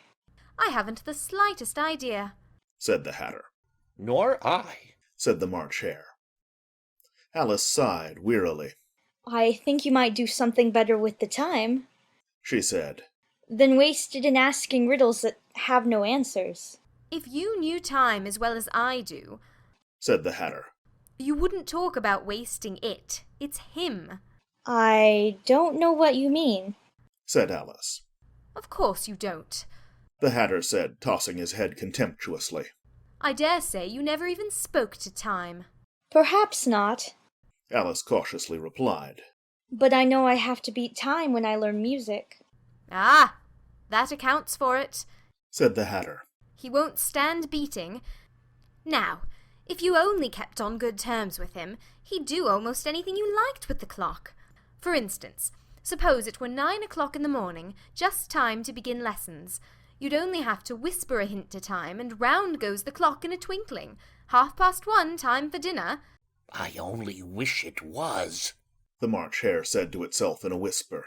That would be grand, certainly, said Alice thoughtfully. But then, I shouldn't be hungry for it, you know. Not at first, perhaps, said the Hatter. but you could keep it to 1:30 as long as you liked. Is that the way you manage? Alice asked. The Hatter shook his head mournfully. Not I. He replied. We quarrelled last March, just before he went mad, you know. Pointing with his teaspoon at the March Hare.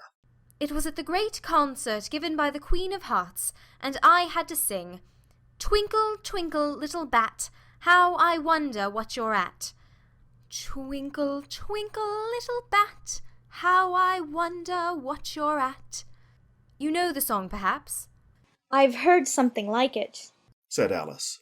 It goes on, you know. The Hatter continued. In this way. Up above the world you fly, like a tea-tray in the sky. Twinkle, twinkle. Up above the world you fly, like a tea-tray in the sky. Twinkle, twinkle. Here the Dormouse shook itself and began singing in its sleep. Twinkle, twinkle, twinkle, twinkle. And went on so long that they had to pinch it to make it stop. Well, I'd hardly finished the first verse, said the Hatter, when the Queen jumped up and bawled out, "He's murdering the time! Off with his head!" How dreadfully savage! exclaimed Alice. And ever since that, the Hatter went on in a mournful tone, he won't do a thing I ask. It's always 6:00 now. A bright idea came into Alice's head. Is that the reason so many tea things are put out here? She asked. Yes, that's it, said the Hatter with a sigh. It's always tea time, and we've no time to wash the things between whiles. Then you keep moving round, I suppose? said Alice. Exactly so, said the Hatter. As the things get used up. But what happens when you come to the beginning again? Alice ventured to ask. Suppose we change the subject. The March Hare interrupted, yawning. I'm getting tired of this. I vote the young lady tells us a story. I'm afraid I don't know one, said Alice, rather alarmed at the proposal. Then the Dormouse shall, they both cried. Wake up, Dormouse! And they pinched it on both sides at once. The Dormouse slowly opened his eyes. I wasn't asleep, he said in a hoarse, feeble voice. I heard every word you fellows were saying. Tell us a story, said the March Hare. Yes, please do, pleaded Alice. And be quick about it, added the Hatter. Or you will be asleep again before it's done. Once upon a time there were 3 little sisters. The Dormouse began in a great hurry. And their names were Elsie, Lacie, and Tilly, and they lived at the bottom of a well. What did they live on? said Alice, who always took a great interest in questions of eating and drinking. They lived on treacle, said the Dormouse after thinking a minute or two. They couldn't have done that, you know, Alice gently remarked. They'd have been ill. So they were, said the Dormouse. Very ill. Alice tried to fancy to herself what such an extraordinary ways of living would be like, but it puzzled her too much, so she went on. But why did they live at the bottom of a well? Take some more tea, the March Hare said to Alice very earnestly. I've had nothing yet, Alice replied in an offended tone. So I can't take more. You mean you can't take less, said the Hatter. It's very easy to take more than nothing. Nobody asked your opinion, said Alice. Who's making personal remarks now? the Hatter asked triumphantly. Alice did not quite know what to say to this, so she helped herself to some tea and bread and butter, and then turned to the Dormouse and repeated her question. Why did they live at the bottom of a well? The Dormouse again took a minute or two to think about it, and then said, It was a treacle well. There's no such thing. Alice was beginning very angrily, but the Hatter and the March Hare went, Shh, shh, shh, shh. And the Dormouse sulkily remarked, If you can't be civil, you'd better finish the story for yourself. No, please go on, Alice said very humbly. I won't interrupt again. I dare say there may be one. One, indeed, said the Dormouse indignantly. However, he consented to go on. And so these 3 little sisters, they were learning to draw, you know. What did they draw? said Alice, quite forgetting her promise. Treacle, said the Dormouse, without considering at all this time. I want a clean cup. Interrupted the Hatter. Let's all move one place on. He moved on as he spoke, and the Dormouse followed him. The March Hare moved into the Dormouse's place, and Alice, rather unwillingly, took the place of the March Hare. The Hatter was the only one who got any advantage from the change, and Alice was a good deal worse off than before, as the March Hare had just upset the milk jug into his plate. Alice did not wish to offend the Dormouse again, so she began very cautiously. But I don't understand. Where did they draw the treacle from? You can draw water out of a water well, said the Hatter. So I should think you could draw treacle out of a treacle well. Eh, stupid? But they were in the well. Alice said to the Dormouse, not choosing to notice this last remark. of course they were. Said the Dormouse. Well in. This answer so confused poor Alice that she let the Dormouse go on for some time without interrupting it. They were learning to draw. The Dormouse went on, yawning and rubbing its eyes, for it was getting very sleepy. And they drew all manner of things. Everything that begins with an M. Why with an M? Said Alice. Why not? Said the March Hare. Alice was silent. The Dormouse had closed its eyes by this time and was going off into a doze, but on being pinched by the Hatter it woke up again with a little shriek and went on.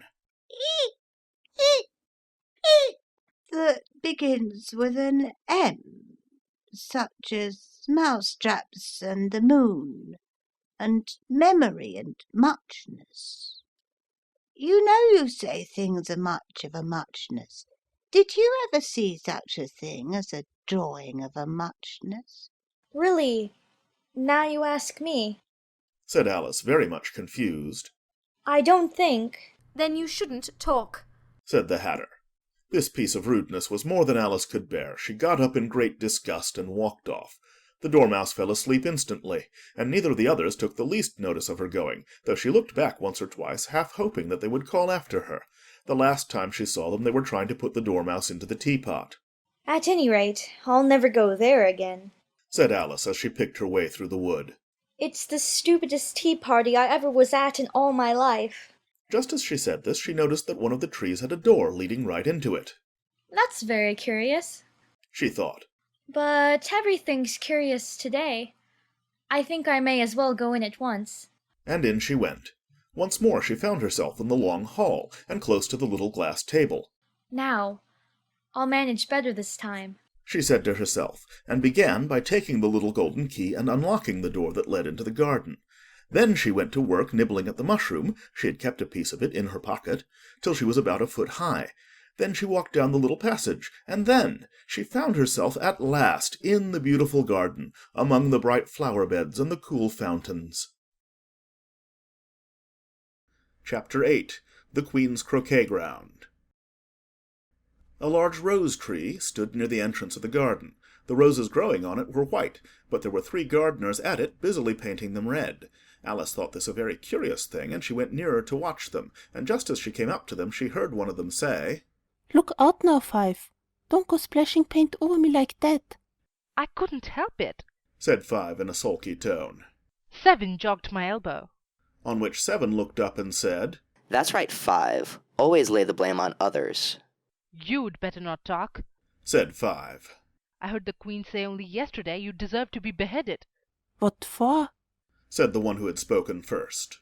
"That's none of your business, Two," said Seven. "Yes, it is his business," said Five. "And I'll tell him. It was for bringing the cook tulip roots instead of onions." Seven flung down his brush and had just begun, "Well, of all the unjust things," when his eye chanced to fall upon Alice as she stood watching them, and he checked himself suddenly. The others looked round also, and all of them bowed low. Would you tell me, said Alice a little timidly, why you are painting those roses? 5 and 7 said nothing, but looked at 2. 2 began in a low voice. "Why, the fact is, you see, miss, this here ought to have been a red rose tree, and we put the white one in by mistake, and if the Queen was to find it out, we should all have our heads cut off, you know. So you see, miss, we are doing our best afore she comes to." At this moment 5, who had been anxiously looking across the garden, called out, "The Queen! The Queen!" and the three gardeners instantly threw themselves flat upon their faces. There was a sound of many footsteps, and Alice looked round, eager to see the queen. First came 10 soldiers carrying clubs. These were all shaped like the three gardeners, oblong and flat, with their hands and feet at the corners. Next the 10 courtiers. These were ornamented all over with diamonds, and walked 2 and 2 as the soldiers did. After these came the royal children. There were 10 of them, and the little dears came jumping merrily along hand in couples. They were all ornamented with hearts. Next came the guests, mostly kings and queens, and among them Alice recognized the White Rabbit. It was talking in a hurried, nervous manner, smiling at everything that was said, and went by without noticing her. Then followed the Knave of Hearts, carrying the king's crown on a crimson velvet cushion, and last of all this grand procession came the King and Queen of Hearts. Alice was rather doubtful whether she ought not to lie down on her face like the three gardeners, but she could not remember ever having heard of such a rule at processions. And besides, what would be the use of a procession, thought she, if people had all to lie down upon their faces, so that they couldn't see it? So she stood still where she was and waited. When the procession came opposite to Alice, they all stopped and looked at her, and the queen said severely, "Who is this?" She said it to the Knave of Hearts, who only bowed and smiled in reply. "Idiot," said the queen, tossing her head impatiently, and turning to Alice she went on, "What's your name, child?" My name is Alice, so please your majesty, said Alice very politely, but she added to herself, Why, they're only a pack of cards, after all. I needn't be afraid of them. "And who are these?" said the queen, pointing to the three gardeners who were lying round the rose-tree, for you see, as they were lying on their faces, and the pattern on their backs was the same as the rest of the pack, she could not tell whether they were gardeners, or soldiers, or courtiers, or 3 of her own children. How should I know? said Alice, surprised at her own courage. It's no business of mine. The queen turned crimson with fury, and after glaring at her for a moment like a wild beast, screamed, "Off with her head! Off!" Nonsense, said Alice, very loudly and decidedly, and the queen was silent. The king laid his hand upon her arm and timidly said, "Consider, my dear, she is only a child." The queen turned angrily away from him and said to the knave, "Turn them over." The knave did so, very carefully, with one foot. "Get up!" said the queen in a shrill, loud voice, and the three gardeners instantly jumped up and began bowing to the king, the queen, the royal children, and everybody else. "Leave off that!" screamed the queen. "You make me giddy." And then, turning to the rose-tree, she went on, "What have you been doing here?" "May it please your majesty," said two in a very humble tone, going down on one knee as he spoke. "we were trying—" "I see," said the queen, who had meanwhile been examining the roses. "Off with the heads!" And the procession moved on, 3 of the soldiers remaining behind to execute the unfortunate gardeners, who ran to Alice for protection. You shan't be beheaded, said Alice, and she put them into a large flower-pot that stood near. The 3 soldiers wandered about for a minute or two looking for them, and then quietly marched off after the others. "Are the heads off?" shouted the queen. "Their heads are gone, if it please your majesty," the soldiers shouted in reply. "That's right," shouted the queen. "Can you play croquet?" The soldiers were silent and looked at Alice, as the question was evidently meant for her. Yes, shouted Alice. "Come on, then," roared the queen, and Alice joined the procession, wondering very much what would happen next. It's a very fine day," said a timid voice at her side. She was walking by the White Rabbit, who was peeping anxiously into her face. very, said Alice. Where's the Duchess? "Hush, hush," said the rabbit in a low, hurried tone. He looked anxiously over his shoulder as he spoke, and then raised himself upon tiptoe, put his mouth close to her ear, and whispered, "She's under sentence of execution." What for? said Alice. "Did you say, 'What a pity'?" the rabbit asked. No, I didn't, said Alice. I don't think it's at all a pity. I said, what for? "She boxed the queen's ears." The rabbit began. Alice gave a little scream of laughter. "Oh, hush," the rabbit whispered in a frightened tone. "The queen will hear you. You see, she came rather late, and the queen said—" "Get to your places," shouted the Queen in a voice of thunder, and people began running about in all directions, tumbling up against each other. However, they got settled down in a minute or two, and the game began. Alice thought she had never seen such a curious croquet-ground in her life. It was all ridges and furrows. The balls were live hedgehogs, the mallets live flamingos, and the soldiers had to double themselves up and to stand on their hands and feet to make the arches. The chief difficulty Alice found at first was in managing her flamingo. She succeeded in getting its body tucked away comfortably enough under her arm, with its legs hanging down, but generally, just as she had got its neck nicely straightened out and was going to give the hedgehog a blow with its head, it would twist itself round and look up in her face, with such a puzzled expression that she could not help bursting out laughing. And when she had got its head down and was going to begin again, it was very provoking to find that the hedgehog had unrolled itself and was in the act of crawling away. Besides all this, there was generally a ridge or furrow in the way wherever she wanted to send the hedgehog to, and as the doubled-up soldiers were always getting up and walking off to other parts of the ground, Alice soon came to the conclusion that it was a very difficult game indeed. The players all played at once without waiting for turns, quarrelling all the while, and fighting for the hedgehogs, and in a very short time the Queen was in a furious passion, and went stamping about and shouting, "Off with his head!" or "Off with her head!" about once in a minute. Alice began to feel very uneasy. To be sure, she had not as yet had any dispute with the Queen, but she knew that it might happen any minute. And then, Thought she, what would become of me? They're dreadfully fond of beheading people here. The great wonder is that there's anyone left alive. She was looking about for some way of escape, and wondering whether she could get away without being seen, when she noticed a curious appearance in the air. It puzzled her very much at first, but after watching it a minute or two she made it out to be a grin, and she said to herself, It's the Cheshire Cat. Now I shall have somebody to talk to. How are you getting on? said the cat, as soon as there was mouth enough for it to speak with. Alice waited till the eyes appeared, and then nodded. It's no use speaking to it, she thought, till its ears have come. Or at least one of them. In another minute the whole head appeared, and then Alice put down her flamingo and began an account of the game, feeling very glad she had someone to listen to her. The cat seemed to think that there was enough of it now in sight, and no more of it appeared. I don't think they play at all fairly. Alice began in rather a complaining tone. And they all quarrel so dreadfully one can't hear oneself speak, and they don't seem to have any rules in particular. At least, if there are, nobody attends to them. And you've no idea how confusing it is, all the things being alive. For instance, there's the arch I've got to go through next, walking about at the other end of the ground. And I should have croqueted the Queen's hedgehog just now, only it ran away when it saw mine coming. How do you like the Queen? said the cat in a low voice. Not at all, said Alice. She's so extremely... Just then she noticed that the Queen was close behind her, listening, so she went on, likely to win, that it's hardly worthwhile finishing the game. The Queen smiled and passed on. Who are you talking to? said the King, going up to Alice and looking at the cat's head with great curiosity. It's a friend of mine, a Cheshire Cat, said Alice. Allow me to introduce it. I don't like the look of it at all, said the King. However, it may kiss my hand if it likes. I'd rather not, the cat remarked. Don't be impertinent, said the King. And don't look at me like that. He got behind Alice as he spoke. A cat may look at a king, said Alice. I've read that in some book, but I don't remember where. Well, it must be removed, said the King very decidedly, and he called the Queen, who was passing at the moment. My dear, I wish you would have this cat removed.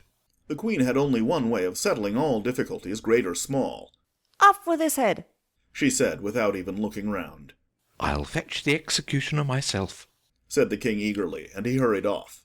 Alice thought she might as well go back and see how the game was going on, as she heard the Queen's voice in the distance screaming with passion. She had already heard her sentence 3 of the players to be executed for having missed their turns, and she did not like the look of things at all, as the game was in such confusion that she never knew whether it was her turn or not. So she went in search of her hedgehog. The hedgehog was engaged in a fight with another hedgehog, which seemed to Alice an excellent opportunity for croqueting one of them with the other. The only difficulty was that her flamingo was gone across to the other side of the garden, where Alice could see it trying in a helpless sort of way to fly up into a tree. By the time she had caught the flamingo and brought it back, the fight was over, and both the hedgehogs were out of sight. But it doesn't matter much, Thought Alice. as all the archers are gone from this side of the ground. So she tucked it away under her arm that it might not escape again, and went back for a little more conversation with her friend. When she got back to the Cheshire Cat, she was surprised to find quite a large crowd collected round it. There was a dispute going on between the executioner, the king, and the queen, who were all talking at once, while all the rest were quite silent and looked very uncomfortable. The moment Alice appeared, she was appealed to by all three to settle the question, and they repeated their arguments to her, though, as they all spoke at once, she found it very hard indeed to make out exactly what they said. The executioner's argument was that you couldn't cut off a head unless there was a body to cut it off from, that he had never had to do such a thing before, and he wasn't going to begin at his time of life. The king's argument was that anything that had a head could be beheaded, and that you weren't to talk nonsense. The queen's argument was that if something wasn't done about it in less than no time, she'd have everybody executed all round. It was this last remark that had made the whole party look so grave and anxious. Alice could think of nothing else to say but, It belongs to the Duchess. You'd better ask her about it. She's in prison. the queen said to the executioner. Fetch her here. And the executioner went off like an arrow. The cat's head began fading away the moment he was gone, and by the time he had come back with the Duchess it had entirely disappeared, so the king and the executioner ran wildly up and down looking for it, while the rest of the party went back to the game. Chapter 9. The Mock Turtle's Story. You can't think how glad I am to see you again, you dear old thing, said the Duchess, as she tucked her arm affectionately into Alice's and they walked off together. Alice was very glad to find her in such a pleasant temper, and thought to herself that perhaps it was only the pepper that had made her so savage when they met in the kitchen. When I'm a duchess, she said to herself, not in a very hopeful tone, though. I won't have any pepper in my kitchen at all. Soup does very well without. Maybe it's always pepper that makes people hot-tempered. She went on, very much pleased at having found out a new kind of rule. And vinegar that makes them sour, and chamomile that makes them bitter, and barley sugar and such things that make children sweet-tempered. I only wish people knew that. Then they wouldn't be so stingy about it, you know. She had quite forgotten the Duchess by this time, and was a little startled when she heard her voice close to her ear. You're thinking about something, my dear, and that makes you forget to talk. I can't tell you just now what the moral of that is, but I shall remember it in a bit. Perhaps it hasn't one, Alice ventured to remark. Tut-tut, child, said the Duchess. Everything's got a moral if only you can find it. And she squeezed herself up closer to Alice's side as she spoke. Alice did not much like keeping so close to her, first because the Duchess was very ugly, and secondly because she was exactly the right height to rest her chin upon Alice's shoulder, and it was an uncomfortably sharp chin. However, she did not like to be rude, so she bore it as well as she could. The game's going on rather better now, she said, by way of keeping up the conversation a little. 'Tis so, said the Duchess. And the moral of that is, oh, 'tis love that makes the world go round. Somebody said, Alice whispered, that it's done by everybody minding their own business. Ah, well, it means much the same thing, said the Duchess, digging her sharp little chin into Alice's shoulder as she added. And the moral of that is, take care of the scents, and the sounds will take care of themselves. How fond she is of finding morals in things, Alice thought to herself. I dare say you're wondering why I don't put my arm round your waist, the Duchess said after a pause. The reason is that I'm doubtful about the temper of your flamingo. Shall I try the experiment? He might bite, Alice cautiously replied, not feeling at all anxious to have the experiment tried. Very true, said the Duchess. Flamingos and mustard both bite. And the moral of that is, birds of a feather flock together. Only mustard isn't a bird, Alice remarked. Right as usual, said the Duchess. What a clear way you have of putting things. It's a mineral, I think, said Alice. Of course it is, said the Duchess, who seemed ready to agree to everything that Alice said. There's a large mustard mine near here, and the moral of that is The more there is of mine, the less there is of yours. Oh, I know. Exclaimed Alice, who had not attended to this last remark. It's a vegetable. It doesn't look like one, but it is. I quite agree with you, said the Duchess. And the moral of that is, be what you would seem to be, or, if you'd like to put it more simply, never imagine yourself not to be otherwise than what it might appear to others that what you were or might have been was not otherwise than what you had been would have appeared to them to be otherwise. I think I should understand that better. Alice said very politely. If I had it written down. But I can't quite follow it as you say it. That's nothing to what I could say if I chose, the Duchess replied in a pleased tone. Pray don't trouble yourself to say it any longer than that, said Alice. Oh, don't talk about trouble, said the Duchess. I make you a present of everything I've said as yet. A cheap sort of present, thought Alice. I'm glad they don't give birthday presents like that. But she did not venture to say it out loud. Thinking again? The Duchess asked with another dig of her sharp little chin. I've a right to think, said Alice sharply, for she was beginning to feel a little worried. Just about as much right, said the Duchess, as pigs have to fly, and the... But here, to Alice's great surprise, the Duchess's voice died away, even in the middle of her favourite word, moral, and the arm that was linked into hers began to tremble. Alice looked up, and there stood the Queen in front of them, with her arms folded, frowning like a thunderstorm. If I day, your Majesty, the Duchess began in a low, weak voice. Now I give you fair warning, shouted the Queen, stamping on the ground as she spoke. Either you or your head must be off, and that in about half no time. Take your choice. The Duchess took her choice and was gone in a moment. Let's go on with the game, the Queen said to Alice, and Alice was too much frightened to say a word, but slowly followed her back to the croquet-ground. The other guests had taken advantage of the Queen's absence and were resting in the shade. However, the moment they saw her, they hurried back to the game, the Queen merely remarking that a moment's delay would cost them their lives. All the time they were playing, the Queen never left off quarrelling with the other players and shouting, Off with his head! Or, Off with her head! Those whom she sentenced were taken into custody by the soldiers, who, of course, had to leave off being arches to do this, so that by the end of half an hour or so there were no arches left, and all the players, except the King, the Queen, and Alice, were in custody and under sentence of execution. Then the Queen left off, quite out of breath, and said to Alice, Have you seen the mock turtle yet? No, said Alice. I don't even know what a mock turtle is. It's the thing mock turtle soup is made from, said the Queen. I never saw one, or heard of one, said Alice. Come on, then, said the Queen, and he shall tell you his history. As they walked off together, Alice heard the King say in a low voice to the company generally, You are all pardoned. Come, that's a good thing, she said to herself, for she had felt quite unhappy at the number of executions the Queen had ordered. They very soon came upon a griffin lying fast asleep in the sun. If you don't know what a griffin is, look at the picture. Up, lazy thing, said the Queen. And take this young lady to see the mock turtle, and to hear his history. I must go back and see after some executions I have ordered. And she walked off, leaving Alice alone with the griffin. Alice did not quite like the look of the creature, but on the whole she thought it would be quite as safe to stay with it as to go after that savage Queen, so she waited. The griffin sat up and rubbed its eyes, then it watched the Queen till she was out of sight, then it chuckled. What fun, said the griffin, half to itself, half to Alice. What is the fun? said Alice. Why, she, said the griffin.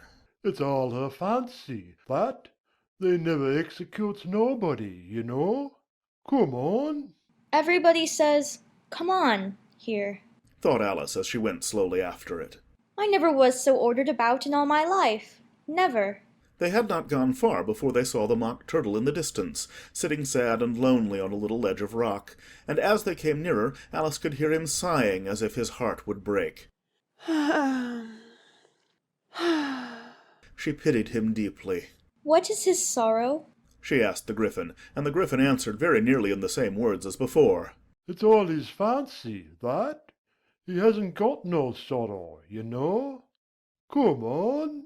So they went up to the mock turtle, who looked at them with large eyes full of tears, but said nothing. This here young lady, said the griffin. She wants for to know your history, she do. I'll tell it her, said the Mock Turtle in a deep, hollow tone. Sit down, both of you, and don't speak a word till I've finished. So they sat down, and nobody spoke for some minutes. Alice thought to herself, I don't see how he can even finish, if he doesn't begin. But she waited patiently.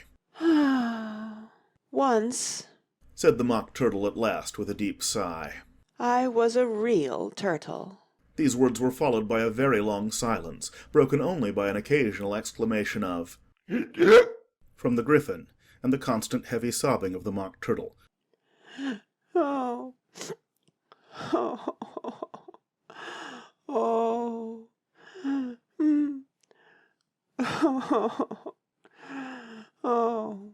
Alice was very nearly getting up and saying, Thank you, sir, for your interesting story. But she could not help thinking there must be more to come, so she sat still and said nothing. When we were little, the Mock Turtle went on at last, more calmly, though still sobbing a little now and then. Oh. Oh. We went to school in the sea. The master was an old turtle. We used to call him Tortoise. Why did you call him Tortoise, if he wasn't one? Alice asked.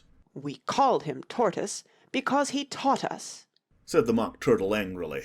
Really, you are very dull. You ought to be ashamed of yourself for asking such a simple question, added the Gryphon, and then they both sat silent and looked at poor Alice, who felt ready to sink into the earth. At last the Gryphon said to the Mock Turtle, Drive on, old fellow. Don't be all day about it. And he went on in these words. Yes, we went to school in the sea, though you mayn't believe it. I never said I didn't, interrupted Alice. You did, said the Mock Turtle. Hold your tongue, added the Gryphon before Alice could speak again. The Mock Turtle went on. We had the best of educations. In fact, we went to school every day. I've been to a day school too, said Alice. You needn't be so proud as all that. With extras?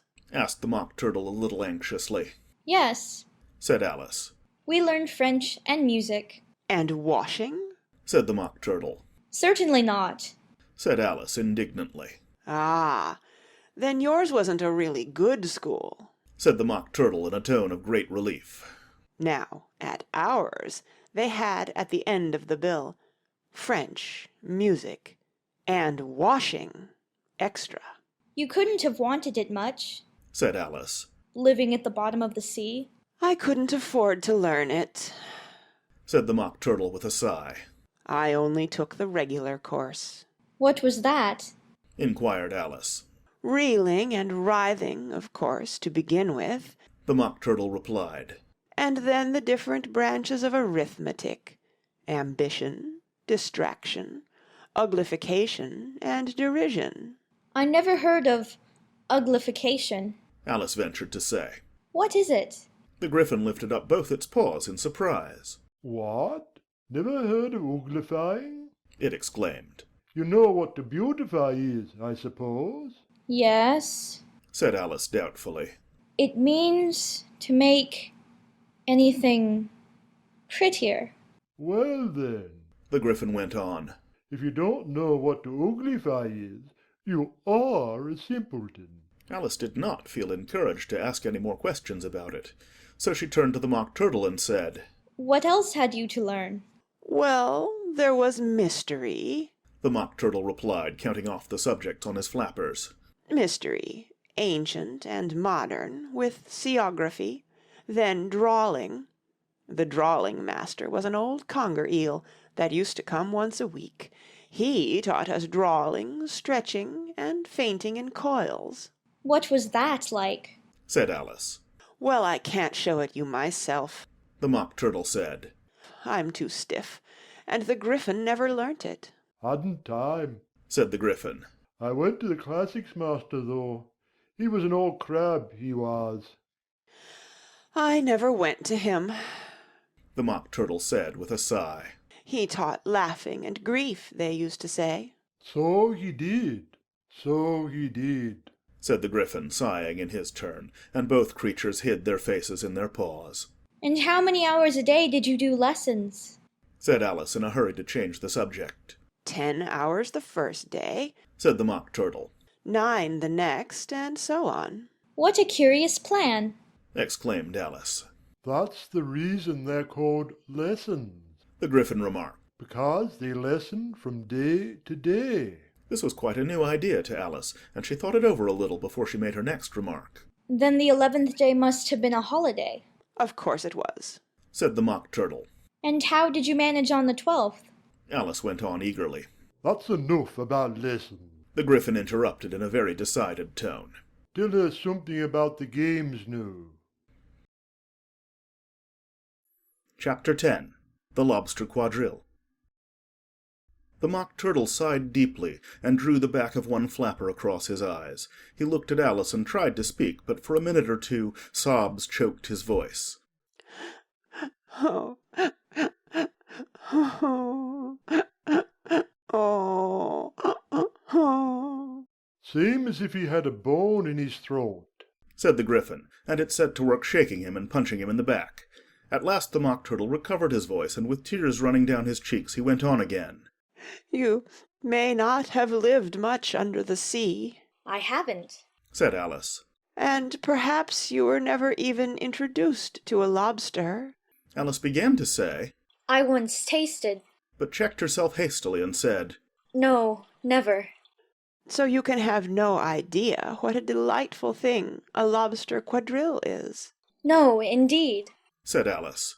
What sort of a dance is it? Why, said the Gryphon, you first form into a line along the seashore. 2 lines, cried the Mock Turtle. Seals, turtles, salmon, and so on. Then, when you've cleared all the jellyfish out of the way... That generally takes some time, interrupted the Gryphon. You advance twice. Each with a lobster as a partner? Cried the Gryphon. Of course, the Mock Turtle said. Advance twice, set to partners. Change lobsters and retire in same order, continued the Gryphon. Then, you know, the Mock Turtle went on. You throw the lobsters, shouted the Gryphon with a bound into the air. As far out to sea as you can. Swim after them, screamed the Gryphon. Turn a somersault in the sea, cried the Mock Turtle, capering wildly about. Change lobsters again, yelled the Gryphon at the top of its voice. Back to land again, and that's all the first figure, said the Mock Turtle, suddenly dropping his voice, and the 2 creatures, who had been jumping about like mad things all this time, sat down again very sadly and quietly and looked at Alice. It must be a very pretty dance, said Alice timidly. Would you like to see a little of it? said the Mock Turtle. Very much indeed, said Alice. Come, let's try the first figure, said the Mock Turtle to the Gryphon. We can do without lobsters, you know. Which shall sing? Oh, you sing, said the Gryphon. I've forgotten the words. So they began solemnly dancing round and round Alice, every now and then treading on her toes when they passed too close, and waving their forepaws to mark the time, while the Mock Turtle sang this, very slowly and sadly. Will you walk a little faster, said a whiting to a snail. There's a porpoise close behind us, and he's treading on my tail. See how eagerly the lobsters and the turtles all advance. They are waiting on the shingle. Will you come and join the dance? Will you, won't you, will you, won't you, will you join the dance? Will you, won't you, will you, won't you join the dance? You can really have no notion how delightful it will be when they take us up and throw us with the lobsters out to sea.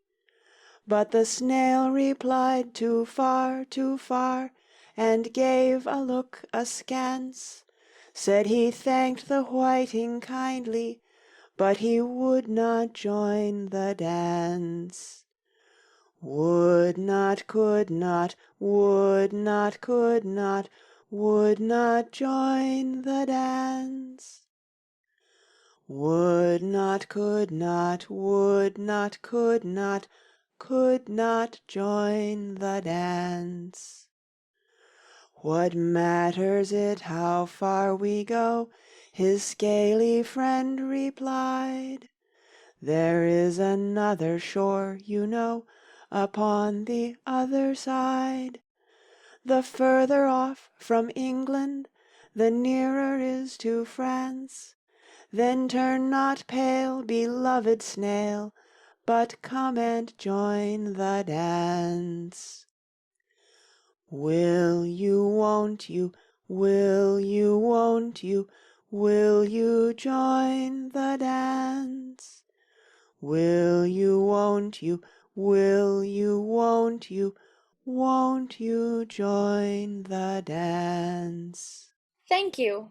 It's a very interesting dance to watch. Said Alice, feeling very glad that it was over at last. And I do so like that curious song about the whiting. Oh, as to the whiting, said the Mock Turtle. You've seen them, of course.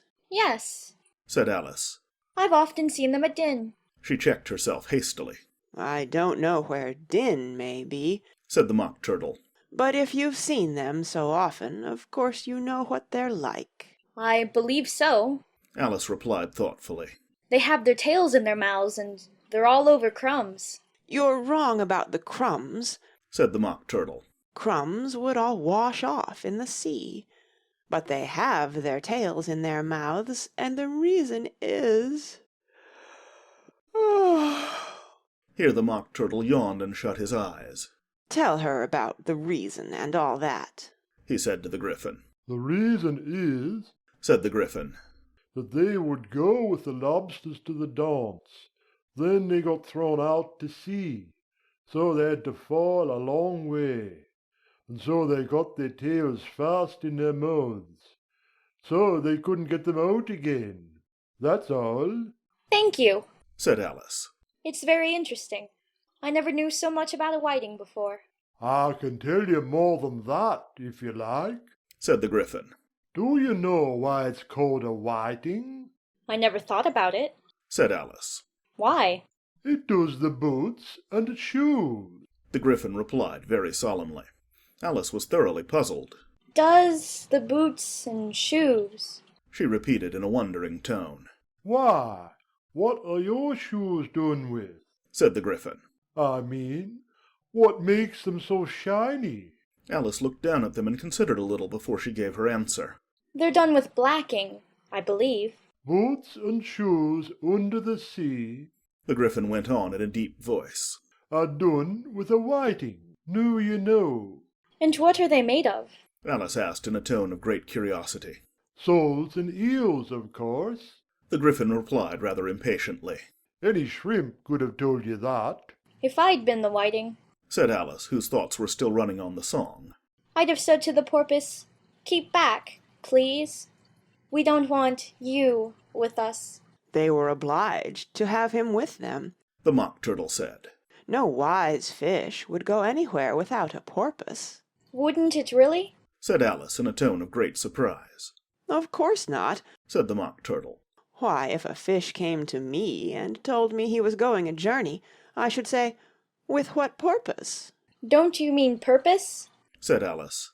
I mean what I say, the Mock Turtle replied in an offended tone, and the Gryphon added, Come, let's hear some of your adventures. I could tell you my adventures, beginning from this morning, said Alice a little timidly. But it's no use going back to yesterday, because I was a different person then. Explain all that, said the Mock Turtle. No, the adventures first, said the Gryphon in an impatient tone.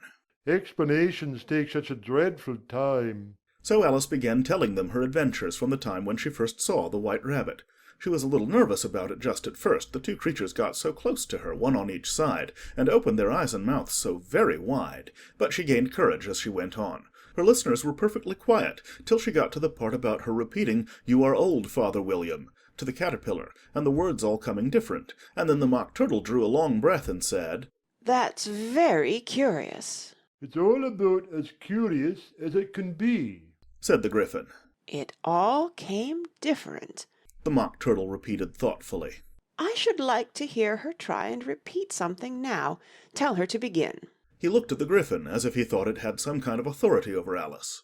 Stand up and repeat. 'Tis the voice of the sluggard, said the Gryphon. Have the creatures order one about, and make one repeat lessons, thought Alice. I might as well be at school at once. However, she got up and began to repeat it, but her head was so full of the Lobster quadrille that she hardly knew what she was saying, and the words came very queer indeed. 'Tis the voice of the Lobster, I heard him declare, You have baked me too brown, I must sugar my hair.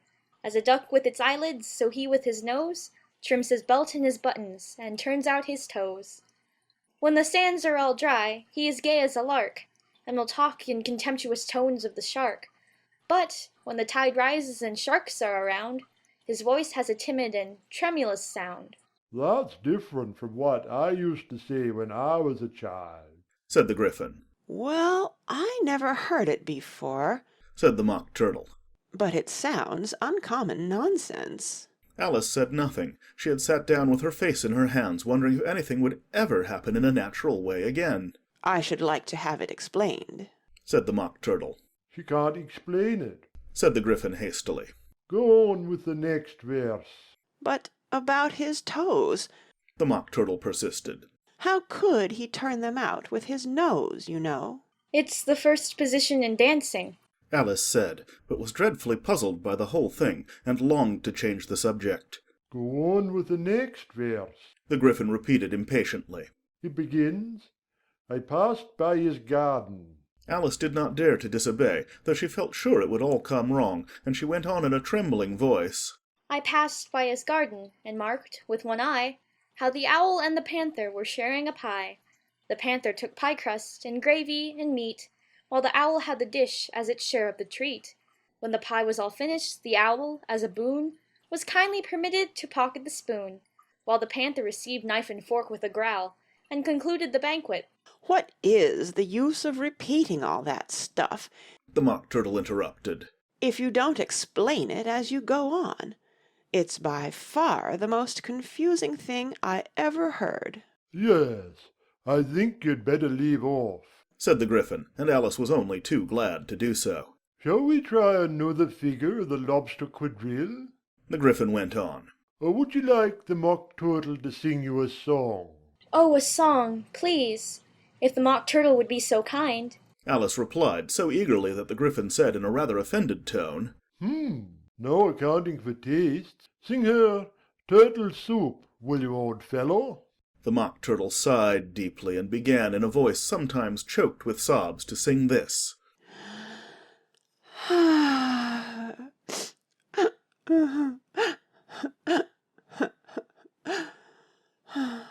Beautiful soup, so rich and green, waiting in a hot tureen. Who for such dainties would not stoop? Soup of the evening, beautiful soup. Soup of the evening, beautiful soup. Beautiful soup, beautiful soup, soup of the evening, beautiful, beautiful soup. Beautiful soup, who cares for fish, game, or any other dish? Who would not give all else for 2 pennyworth only of beautiful soup? Pennyworth only of beautiful soup. Beautiful soup, beautiful soup, soup of the evening, beautiful, beautiful soup. Chorus again, cried the Gryphon, and the Mock Turtle had just begun to repeat it when a cry of, The trial's beginning, was heard in the distance. Come on, cried the Gryphon, and taking Alice by the hand, it hurried off without waiting for the end of the song. What trial is it? Alice panted as she ran, but the Gryphon only answered, Come on, and ran the faster, while more and more faintly came, carried on the breeze that followed them, the melancholy words, Soup of the evening, beautiful, beautiful soup. Chapter 11. Who Stole the Tarts? The King and Queen of Hearts were seated on their throne when they arrived, with a great crowd assembled about them, all sorts of little birds and beasts, as well as the whole pack of cards. The knave was standing before them in chains, with a soldier on each side to guard him, and near the king was the white rabbit with a trumpet in one hand and a scroll of parchment in the other. In the very middle of the court was a table, with a large dish of tarts upon it. They looked so good that it made Alice quite hungry to look at them. I wish they'd get the trial done, she thought, and hand round the refreshments. but there seemed to be no chance of this, so she began looking at everything about her to pass away the time. Alice had never been in a court of justice before, but she had read about them in books, and she was quite pleased to find that she knew the name of nearly everything there. That's the judge, she said to herself. because of his great wig. The judge, by the way, was the king, and as he wore his crown over the wig, look at the frontispiece if you want to see how he did not look at all comfortable, and it was certainly not becoming. And that's the jury box. Thought Alice. And those 12 creatures. She was obliged to say creatures, you see, because some of them were animals and some were birds. I suppose they are the jurors. She said this last word 2 or 3 times over to herself, being rather proud of it, for she thought, and rightly too, that very few little girls of her age knew the meaning of it at all. However, jurymen would have done just as well. The 12 jurors were all writing very busily on slates. What are they doing? Alice whispered to the Gryphon. They can't have anything to put down yet, before the trial's begun. they're putting down their names, The Gryphon whispered in reply. for fear they should forget them before the end of the trial. Stupid things. Alice began in a loud, indignant voice, but she stopped hastily, for the white rabbit cried out, Silence in the court! and the king put on his spectacles and looked anxiously round to make out who was talking. Alice could see, as well as if she were looking over their shoulders, that all the jurors were writing down stupid things on their slates, and she could even make out that one of them didn't know how to spell stupid, and that he had to ask his neighbour to tell him. A nice muddle their slates'll be in before the trial's over, thought Alice. One of the jurors had a pencil that squeaked. This, of course, Alice could not stand, and she went round the court and got behind him, and very soon found an opportunity of taking it away. She did it so quickly that the poor little juror, it was Bill the lizard, could not make out at all what had become of it. So, after hunting all about for it, he was obliged to write with one finger for the rest of the day, and this was of very little use, as it left no mark on the slate. Herald, read the accusation, said the king. On this, the white rabbit blew 3 blasts on the trumpet, and then unrolled the parchment scroll and read as follows. The Queen of Hearts, she made some tarts, all on a summer day. The Knave of Hearts, he stole those tarts, and took them quite away. Consider your verdict, the king said to the jury. Not yet, not yet, the rabbit hastily interrupted. There's a great deal to come before that. Call the first witness, said the king, and the white rabbit blew 3 blasts on the trumpet and called out, First witness! The first witness was the Hatter. He came in with a teacup in one hand and a piece of bread and butter in the other. I beg pardon, your majesty, he began, for bringing these in, but I hadn't quite finished my tea when I was sent for. You ought to have finished, said the king. When did you begin? The Hatter looked at the March Hare, who had followed him into the court, arm in arm with the Dormouse. 14th of March, I think it was, he said. 15th, said the March Hare. 16th, added the Dormouse. Write that down, the king said to the jury, and the jury eagerly wrote down all 3 dates on their slates, and then added them up and reduced the answer to shillings and pence. Take off your hat, the king said to the Hatter. It isn't mine, said the Hatter. Stolen, the king exclaimed, turning to the jury, who instantly made a memorandum of the fact. I keep them to sell, the Hatter added as an explanation. I've none of my own. I'm a hatter. Here the queen put on her spectacles and began staring at the Hatter, who turned pale and fidgeted. Give your evidence, said the king. And don't be nervous, or I'll have you executed on the spot. This did not seem to encourage the witness at all. He kept shifting from one foot to the other, looking uneasily at the Queen, and in his confusion he bit a large piece out of his teacup instead of the bread and butter.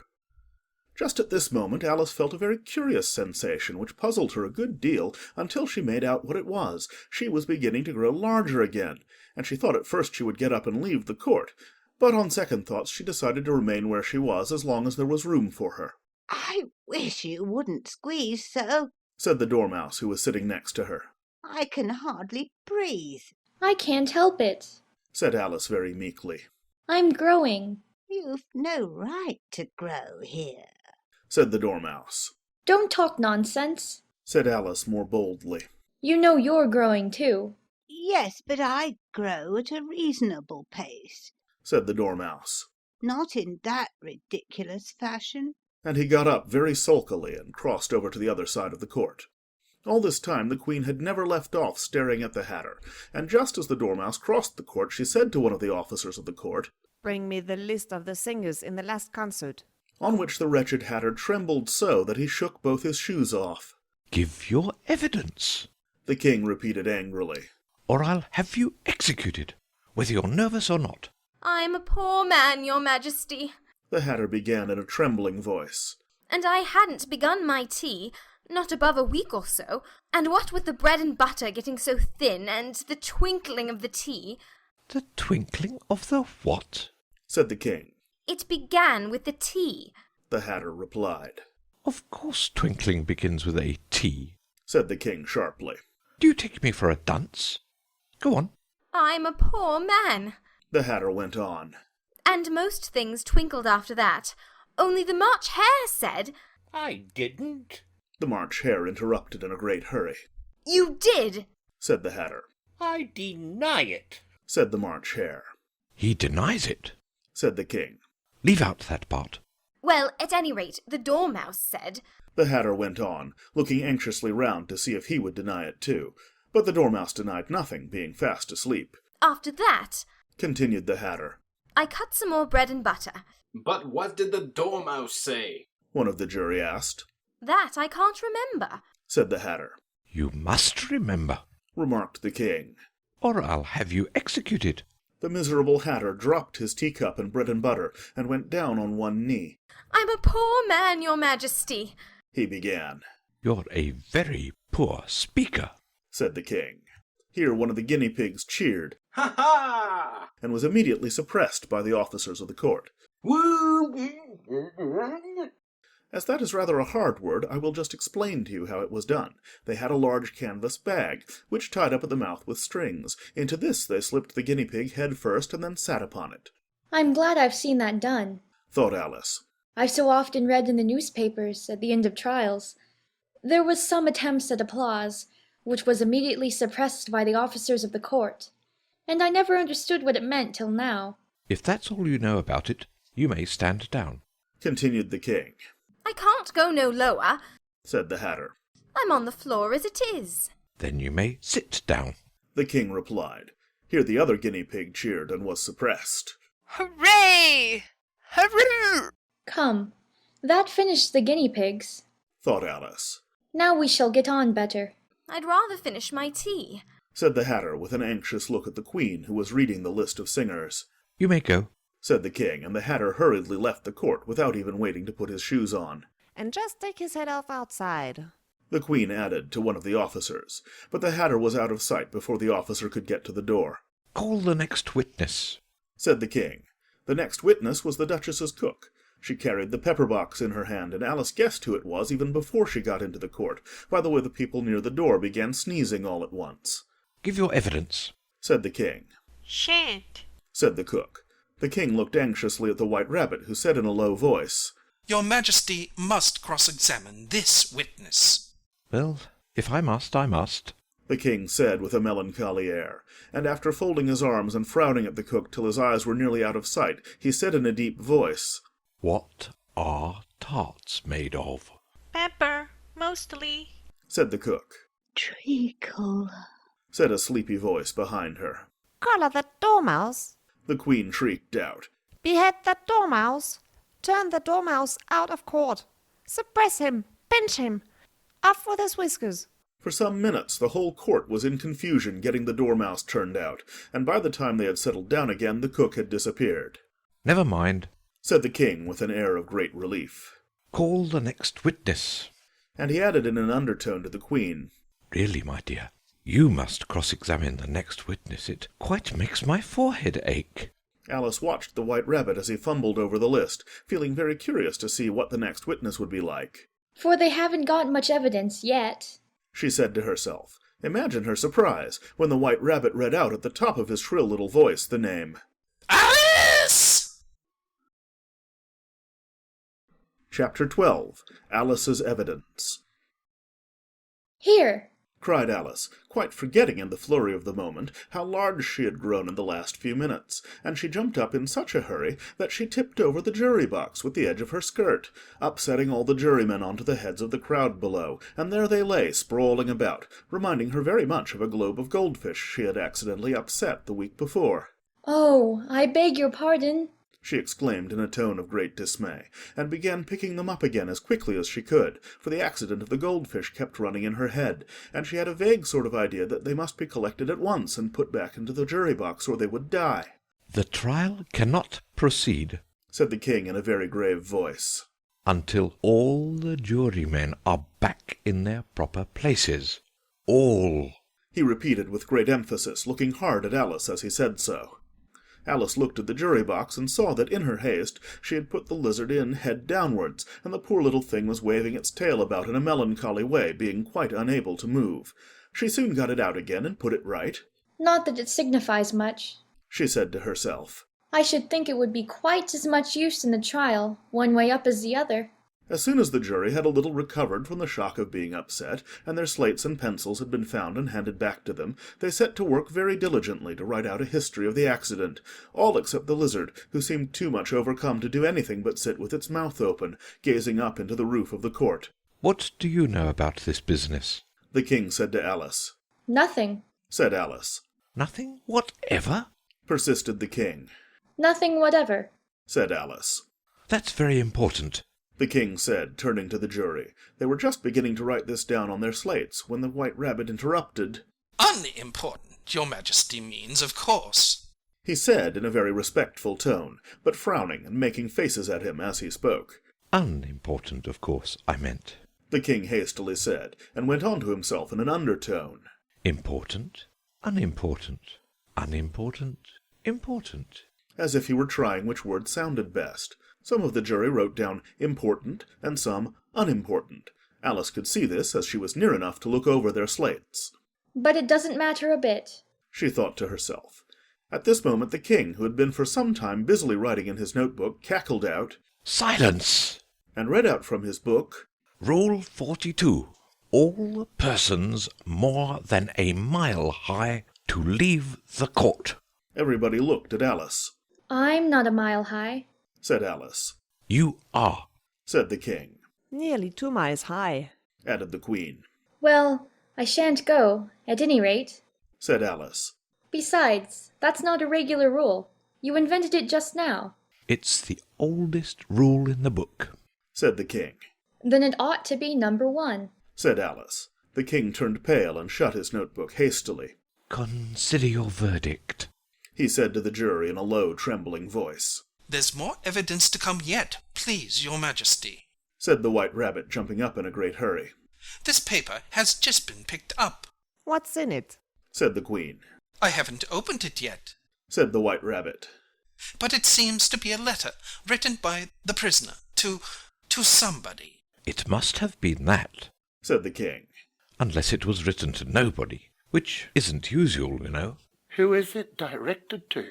said one of the jurymen. It isn't directed at all, said the White Rabbit. In fact, there's nothing written on the outside. He unfolded the paper as he spoke and added, It isn't a letter after all. It's a set of verses. Are they in the prisoner's handwriting? asked another of the jurymen. No, they're not, said the White Rabbit. And that's the queerest thing about it. The jury all looked puzzled. He must have imitated somebody else's hand, said the king. The jury all brightened up again. Please, your majesty, said the knave. I didn't write it, and they can't prove I did. There's no name signed at the end. If you didn't sign it, said the king, that only makes the matter worse. You must have meant some mischief, or else you'd have signed your name like an honest man. There was a general clapping of hands at this. It was the first really clever thing the king had said that day. That proves his guilt, said the queen. It proves nothing of the sort, said Alice. Why, you don't even know what they're about. Read them, said the king.